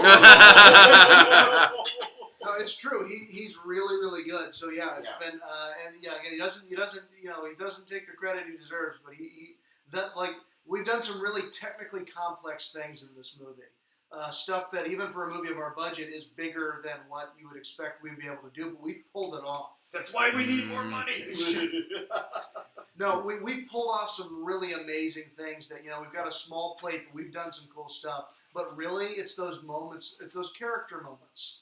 And Dave has some incredible, and Allison does too. Allison And Allison just killed Yeah. it. And getting to see these actors work and seeing my friends, who I've worked with for so long, we've done many silly things with, but getting to show that they got chops and they do a great job. And so, for me, that's been some of the best parts of shooting this movie. I think my favorite scene is probably it was the scene where I walked down the stairs and then stubbed my toe. It's like the second thing we shot. It's the first thing I shot. Yeah. Well, no, might have been the second. It was the first setup. No, it was the second setup. It was setup number 2. Oh, yeah, what was the first one? First one was shooting Dave here on the couch. Yeah. Oh, right. Why you tell them the toast line? Oh, let's see. Give me a second here. It's I didn't read the script. Just give me a chance. If you're a malfunctioning toaster, then maybe now I have the tools to cook the toast of our love. That's what he says to Cheddar when his girlfriend back. After insulting her to the core of her being. I read the whole Bible. I loved everything, even the Old Testament. Baby, I want to take you to a stoning. No, Brad. You're selling that too hard. I want to take you to a stoning. Do you have any other questions for us? I do have one more. So growing up, mostly all I watched was Christian videos. Yeah. Have you ever seen a movie called Revelation? No, I haven't seen that It had, who did it have in it? It had, what is his name? The Planet of the Apes guy, Charlton Heston? Julie something. Montalban? Who? Revelation 7:12. From the... Anyway, there's actually Was it really Roddy good McDowell? actors, Please tell me it was Roddy like McDowell. Paul Giamatti. Oh, Paul Giamatti was in it? Yeah, and Paul Giamatti was in it. He was a crippled guy, and then had gone into this virtual reality headset, Mm-hmm. and the Antichrist had come to him and said, "Hey, we'll make it so you can walk." Mm-hmm. That was just glorious.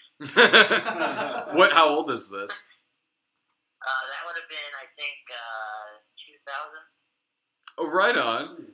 I might have to check that one out. On the IMDb, it has. Like I said, I look forward to seeing you guys' movie. I'm super excited. Beg pardon? I'm super excited for the movie. Thank you so much, man. Yeah. And thanks for the donation. You're welcome.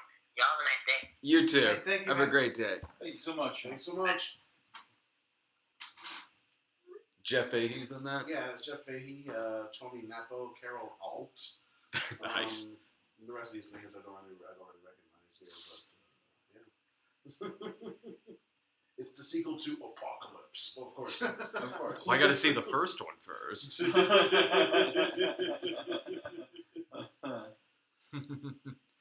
Man of Steel or Suicide Squad. Suicide Squad, yeah. I've never even seen Suicide Squad, but Suicide Squad at least had charisma. At least it had color in it, yes. It's like Courtney's best movie. That's not saying much. Oh, Austin, Texas. Greetings. Nice. Hello, Austin. I love you. Fuck you and your cool town. He only says that out of a place of sheer jealousy, okay? Pretty much. Yeah. Oh, they're asking if we're going to see Space Jam. Oh yeah, it's a re-release in theaters this weekend. I'm gonna be on the train when that's Yeah, out. Yeah, it's I'm this gonna go. weekend. It's No, probably they're- not gonna happen. They're also showing it the week too. Oh, they I are. think it's like the Yeah. 13th or the 15th. Yeah. So, yeah, I I've didn't used see it. all of my goodwill with my wife this week. Yeah. Like, poor Sarah has been such an amazing trooper this week because we have a 3-week-old kid, and I've been gone 12 hours a day, Wow. and I'm spending extra time here now. Mhm. And she has just been so kind and considerate and not giving me shit about making this movie and actually like not waking me up to help with feedings and stuff in the middle of the night, which there's no reason she would have to do that. So like if anybody's going to a movie this week in my household, it's her, not me. Yeah, because she wants in on Fantastic Yeah. Beasts, which is Thursday. God, is it already? If Brian and I couldn't make it to From Dusk Till Dawn, I doubt we'll make it to Space Jam. Christ, it's even getting near the time when Watch Dogs 2 is coming out. So Is it this Tuesday or next Tuesday? it's next Tuesday. Oh, I need to look good that up. golly. Well, I know what I'm spending my paycheck on. Yeah. I like the first one, but only to an extent. Only because I think I gave the first one a lot of goodwill because it took place in Chicago. yeah, that was Oh the yeah, thing. yeah. I never played that game. I mean, I heard it was. I mean, was it good? I mean, It was enjoyable. Yeah. It was a little overhyped, Oh yeah. but it was pretty good in terms of just like interesting gameplay mechanics and things like that. Yeah. It was very unique gameplay mechanic. I'm really looking forward to the sequel because they've amped up the mechanics a bit. Now you have like 2 different styles of drones that you can use. interesting. Oh, yeah. You have a quadcopter drone, and you have a little like a wheelie drone that can go into places. And you can really freedom of like you can do everything lethally, non-lethally, however you want to play it. Interesting. Nice. I see people who are disagreeing with you. Who, with me? Well, yeah, that about Watch Dogs. Oh, No, yeah, Watch Dogs of course. 1 or They're 2, disagree with me. They're the internet. Yeah, of course, I don't know. I just, yeah. The thing about Watch Dogs 1 was that it tried to recreate Chicago, and yet it kind of failed. Yeah, it wasn't a very realistic recreation. And then the other thing too is, like I said, it was really overhyped. Yeah. A lot of it was like, this is the next big thing. You're gonna be able to hack anything you want in the game. And really, when the game came out, they're like, okay, you can hack stuff in the street and ATMs and other people's phones and security cameras. Okay.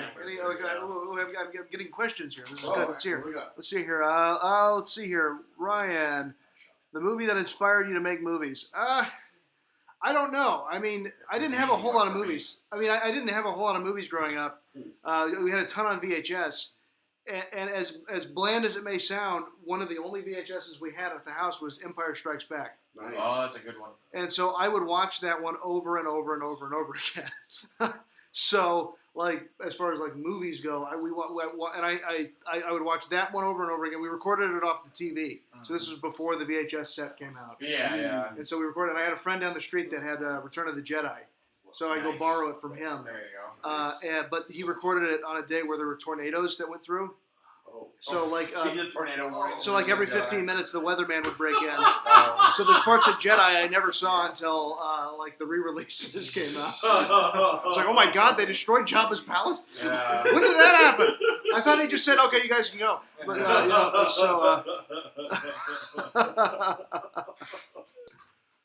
How did he get caught out of the Sarlacc pit? Wait a minute.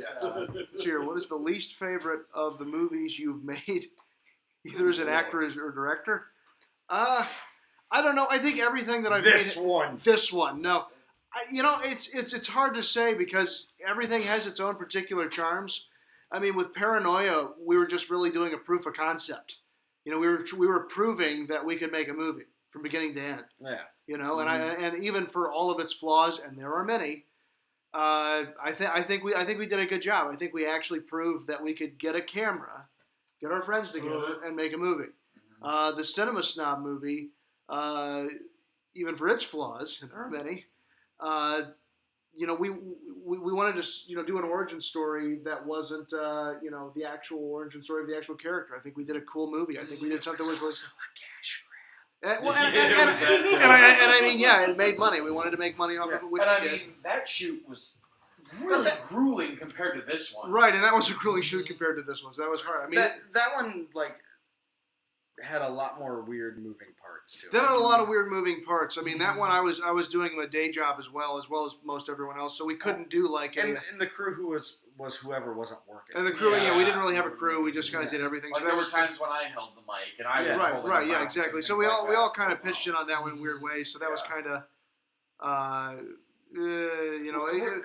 but again, that movie had its charms too. I mean, we got to do some really funny things with that one. We got to do some really cool things, and there's still things in that I got movie to that I'll just squib. wake That up was laughing fun. about. yeah, we Like, we like had Ed squibs. Glazer's face. Right. Yeah. And we got to do, Kills me. and we got to do some really fun stuff. I mean, we had Hank Carlson come Which down and that do our makeup reminds me, effects. I owe all of you something. Stand up, everyone. Stand up, everyone. Stand up, everyone. Okay, Stand up, okay. everyone. Oh, we're doing something here. First thing I did when I got my copy of the Cinema Snob movie was I watched the commentary tracks. Yeah. And I owe every one of you. You guys You in your brought it, kind brother. words. Oh, thank you. Thank you so much. I forgot I wanted to do this when I came into Oh, town. no problem. Oh, absolutely, buddy. So, pardon my little self-flagellation there. It was the only part of the commentary track anyone could hear. That's why that's why you want better people recording stuff. But I mean, it's everything has its charm to it. Yeah. And I mean, it's all crotch shots. Yeah. But Sorry, guys. team Hugs. crotch This shot. was all hugs. Yeah, that was hugs. We weren't just showing you our crotches, we promise. Let's see here. There's a shot. How do I feel about my early movies? And that's the same kind of thing. It's we like don't talk about We those. don't talk about those. we don't talk about no. I mean, I've always been obsessed with movies, and so even though, like looking back on them now, they're positively humiliating.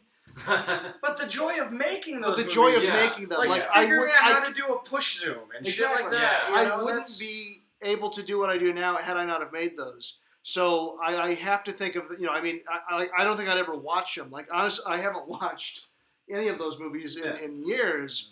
And I'd probably be, again, mortified to actually sit and watch them. But it's like watching a toddler learn how to walk. It's like watching a toddler learn how to walk. That's exactly because it. if you ask me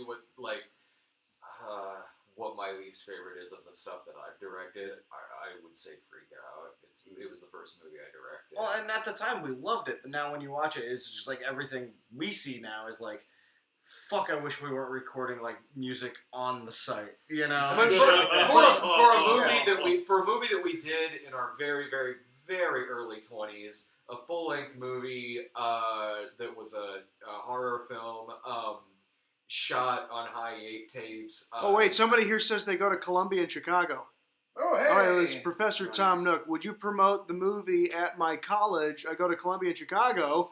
Well, that just happens to be my alma mater. Nice. Yeah, I went to Columbia, Chicago, and in fact, most of the crew are Columbia grads. I considered going to Columbia. Yeah, see, I applied, and some I was people accepted. even considered accepted. Columbia. Yeah. Yeah, so I didn't even apply. I should have. well, no, yeah, I applied and I was our- accepted, and then I decided not to go there, and now I'm not in debt. yeah, well, true, yeah. Yeah, But that's- our director of photography is a Columbia grad. Our first AC is a Columbia. I think he's currently at Columbia. Our gaffer's a Columbia grad. Who else is a Columbia? Oh, Malcolm is a Columbia grad. Yeah. Yes. Lloyd is a Yeah, Columbia Lloyd, grad. yes. So yeah, I mean, it's I would love to. Yeah, If you arrange it, we'll come. if you arrange it, I will gladly come I'm back just there. from Columbia, the country. He's from Columbia, the country. Yeah, no, honestly, yeah, I love. So. Any Yeah. IIT grads here, huh? Hey guys, So, by yeah. the way, I just want to say we're gonna give it about another 15 minutes, and we're gonna call it. It's been great talking to everybody, but we gotta make a movie in the morning. Yeah. For anyone who wants to get in any phone call, well, you can keep donating. Like, I mean, it's we're not keep taking donating. down our PayPal after Right, the right. after the stream is over. Like, you can donate anytime. If you've you been want. entertained by any of this in the least, please consider donating. Yes. We would Yeah, really, yeah. really appreciate it. Mhm. You know, what it comes down to, I mean, we've talked a lot about like what is the purpose of why we're asking, coming back to you for more money. It's really because we can, with what we have, we can make a particular kind of product.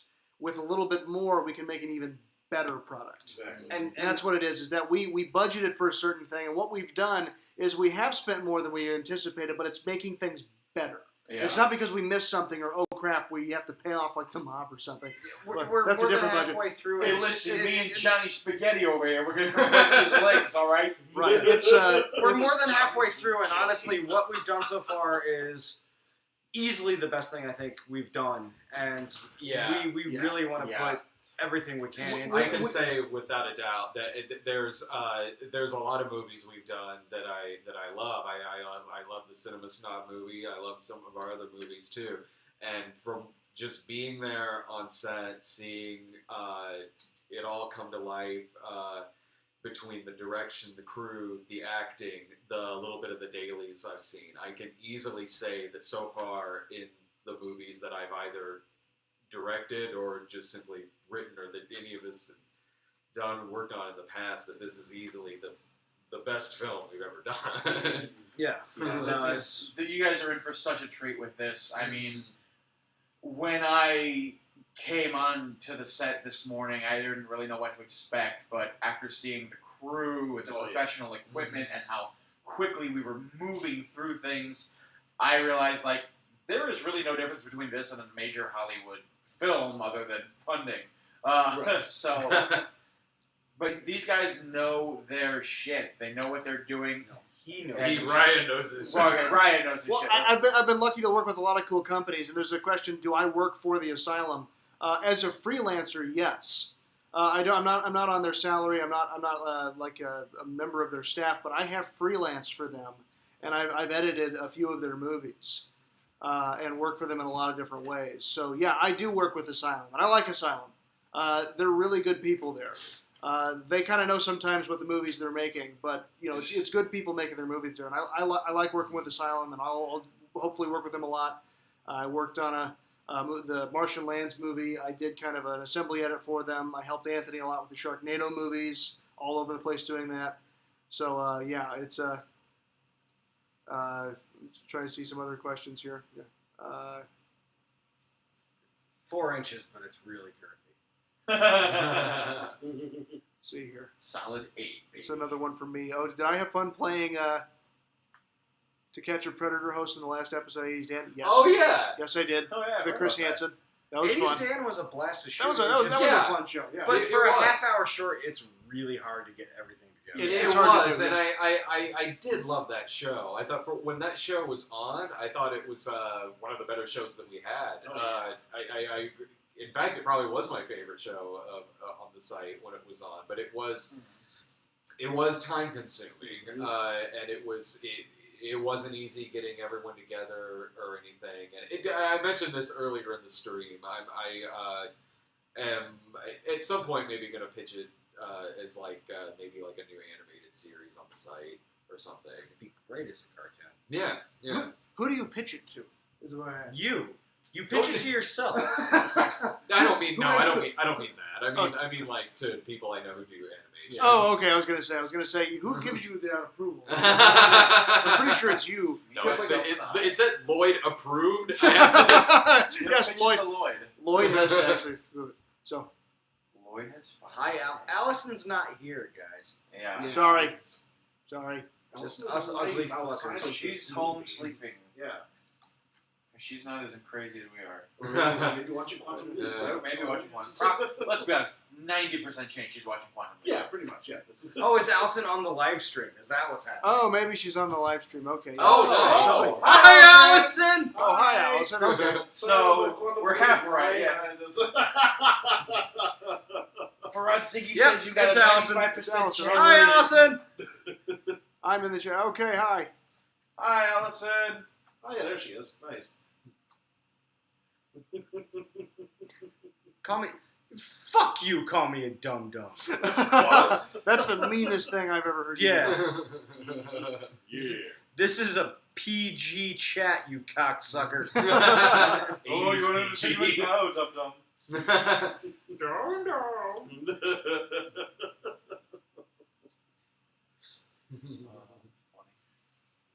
No, Allison's stream hasn't gone well at all. It's been great. Somehow we're down $400. That's right. Yeah. Someone's been managing to steal any. So. When they put me in charge of the money laundering, I thought I actually had to go put the money in the laundromat. That's what you do. This money's very dirty. Yes. Yeah, but why did you pockets. use bleach? That's right. Don't you know it's not paper? It's fabric, I don't know man. how many of those singles have been down strippers' G-strings. It just makes them All better. of them. The salty All of ones them. are the best ones. Oh. Tastes like salty milk and coins. Oh, jeez. That's a reference no one gets.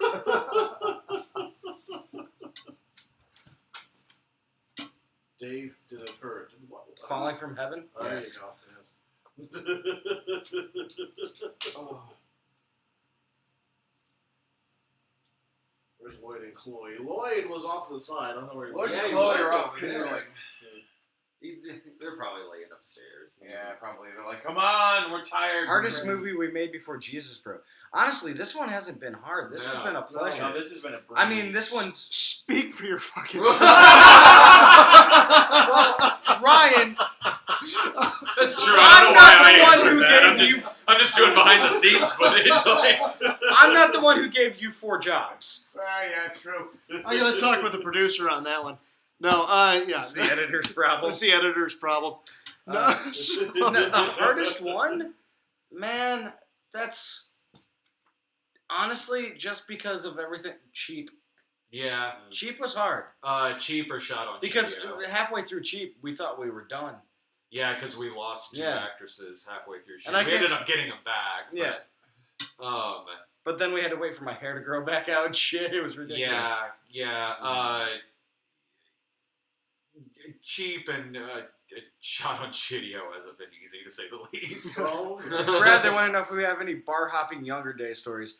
There was the time I got really drunk and Brad drove me home, and I don't remember him putting me there, but I woke up fully clothed in the running shower of my parents' house with my dad standing above me going, "Good night."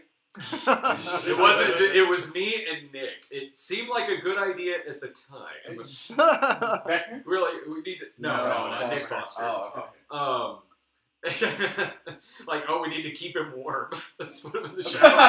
Yeah, woke up freezing cold. I guess we just leave.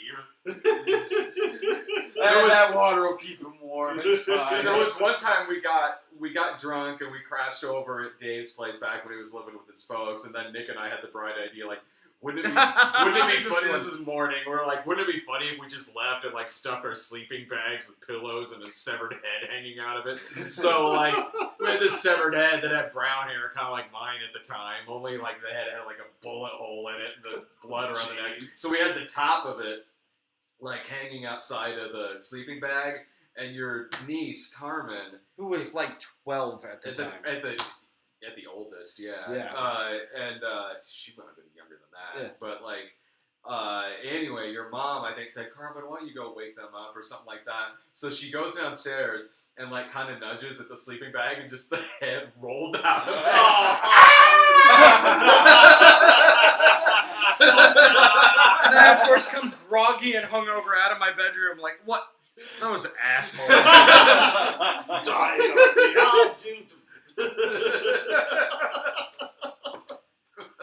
I went bar hopping with Steve Bird once. I don't know about that. Nice.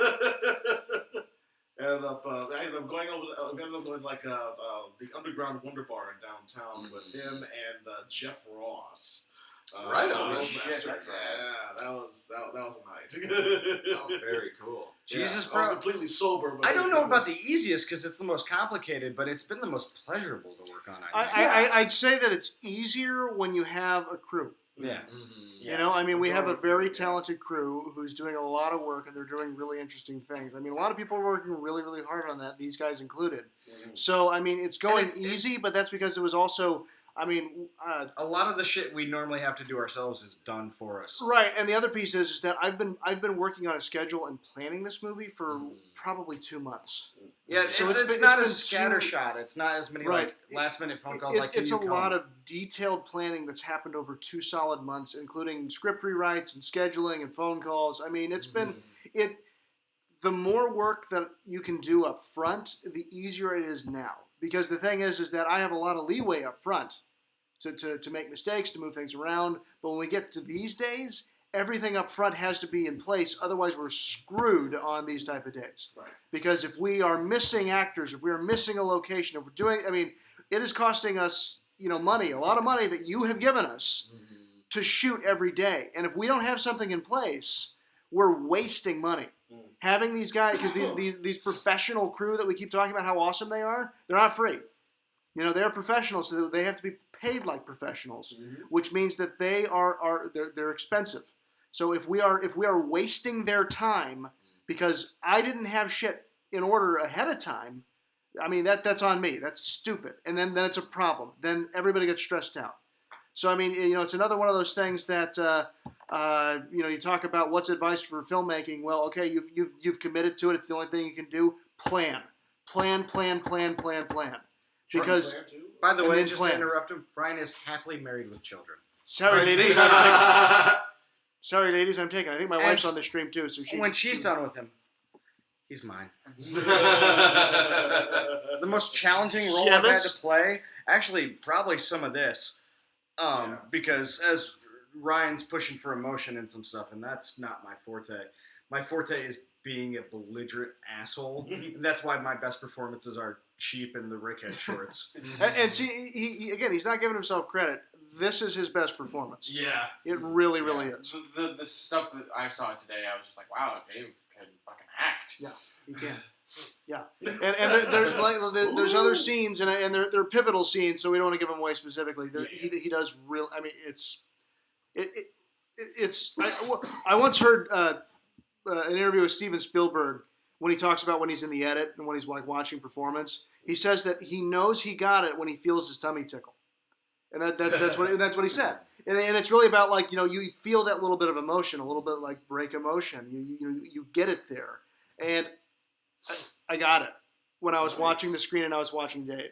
Like I got it. I felt the emotion. Like that like a few months from now, what the fuck was he people are gonna be no.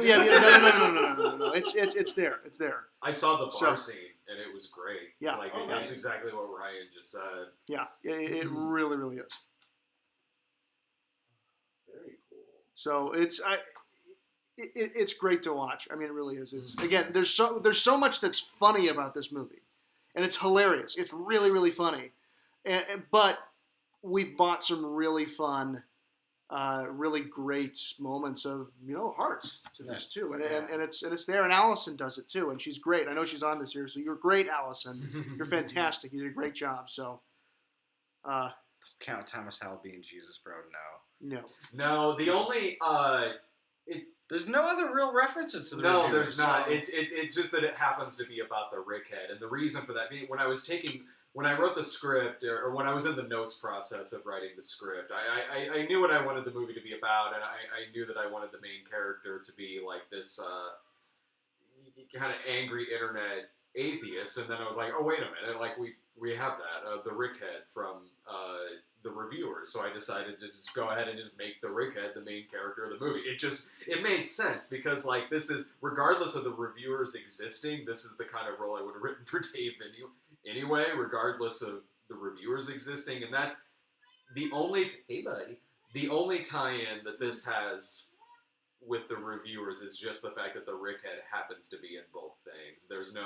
You don't even need to know that the reviewers exists in order to see this. I mean, if you haven't seen the reviewers, check it out. It's a good show. As far as filming, like we've only got 2 days left. We're actually almost done.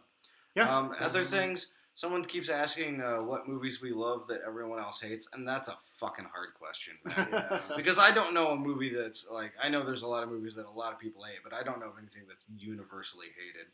Like even terrible shit. Yeah. I have been chosen. Like I have a soft spot for some probably terrible movies. I got a soft spot for Geely. Yeah. I think we all do. Geely's fantastic. Yeah. Colin, what the fuck is with you and Arby's tonight, dude? He's thinking Arby's. Who's not thinking Arby's? Yeah. Well, we ever finished? Yeah, it's finished. It's done. The script for the final episode was written back when we were doing the show, and I still have the script, and I've always wanted to actually shoot it or do something with it, or even if it's just like a scene, a script reading or something, or have it to where it's just a revolving door of different actors playing the Jeff character. Oh, come here. Come here, Lloyd. Uncle Dave's got him. Uncle Dave's got him. He wants down. All right.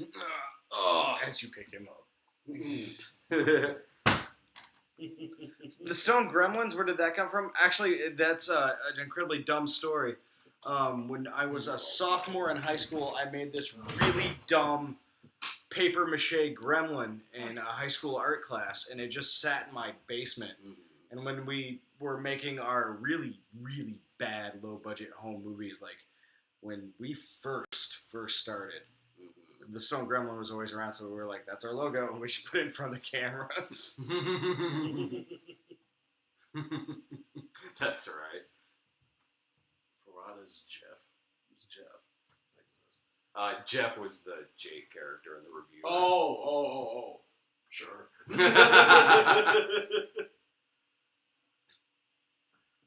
All right, guys, but 5 more minutes, and I think let me go check. I'm gonna go check PayPal. see if we got any one more phone calls time. left. Yeah, see if we can do it with a phone call. That'd be fun. Thanks for tuning in, guys. Absolutely. Yeah, this has been fun. Shot on Shitty will be its own release. Yeah. What about Shot on Shitty? The rest can be included in the Jesus Pro DVD. Oh, no. Shot on Shitty will be... Ryan changed his company name. That's the difference. Right, yeah. Right. Shot on Walkaway Shitty Entertainment's will a be better name. Worst experience at a midnight screening? Any of them with Jared? Yeah. Favorite midnight screenings? I don't know, because I don't really watch them afterwards. How cold is it in Illinois? Right now, as it's a fucking cold. As a Californian, cold. It is so cold in California and Illinois today. Yeah. No, I there's a reason I moved to California, and it wasn't to work in movies. That was just a happy accident. No, it's because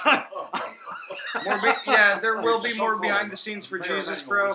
They're on they're backdated because they were available first to people that donated with our initial Indiegogo campaign. But I think Brad's gonna be posting more this next week. Oh yeah, they'll be posted. They'll be posted all throughout the next week. Mm-hmm. Friday, you and I should do it. What's next for me? I'm probably gonna go to bed. Yeah, we should, Yeah. That sounds good. That sounds good. I think I got some diapers to change as my Yeah. wife is on there somewhere telling me to come change diapers. Jesus, bro, we're looking at the latest, the end of February, maybe? At the latest, at the earliest. Let's try earliest. Earliest. No, Have any of us ever met Quentin Tarantino? No. I would. Yeah. I'm sure by like some weird degrees of separation, I probably have.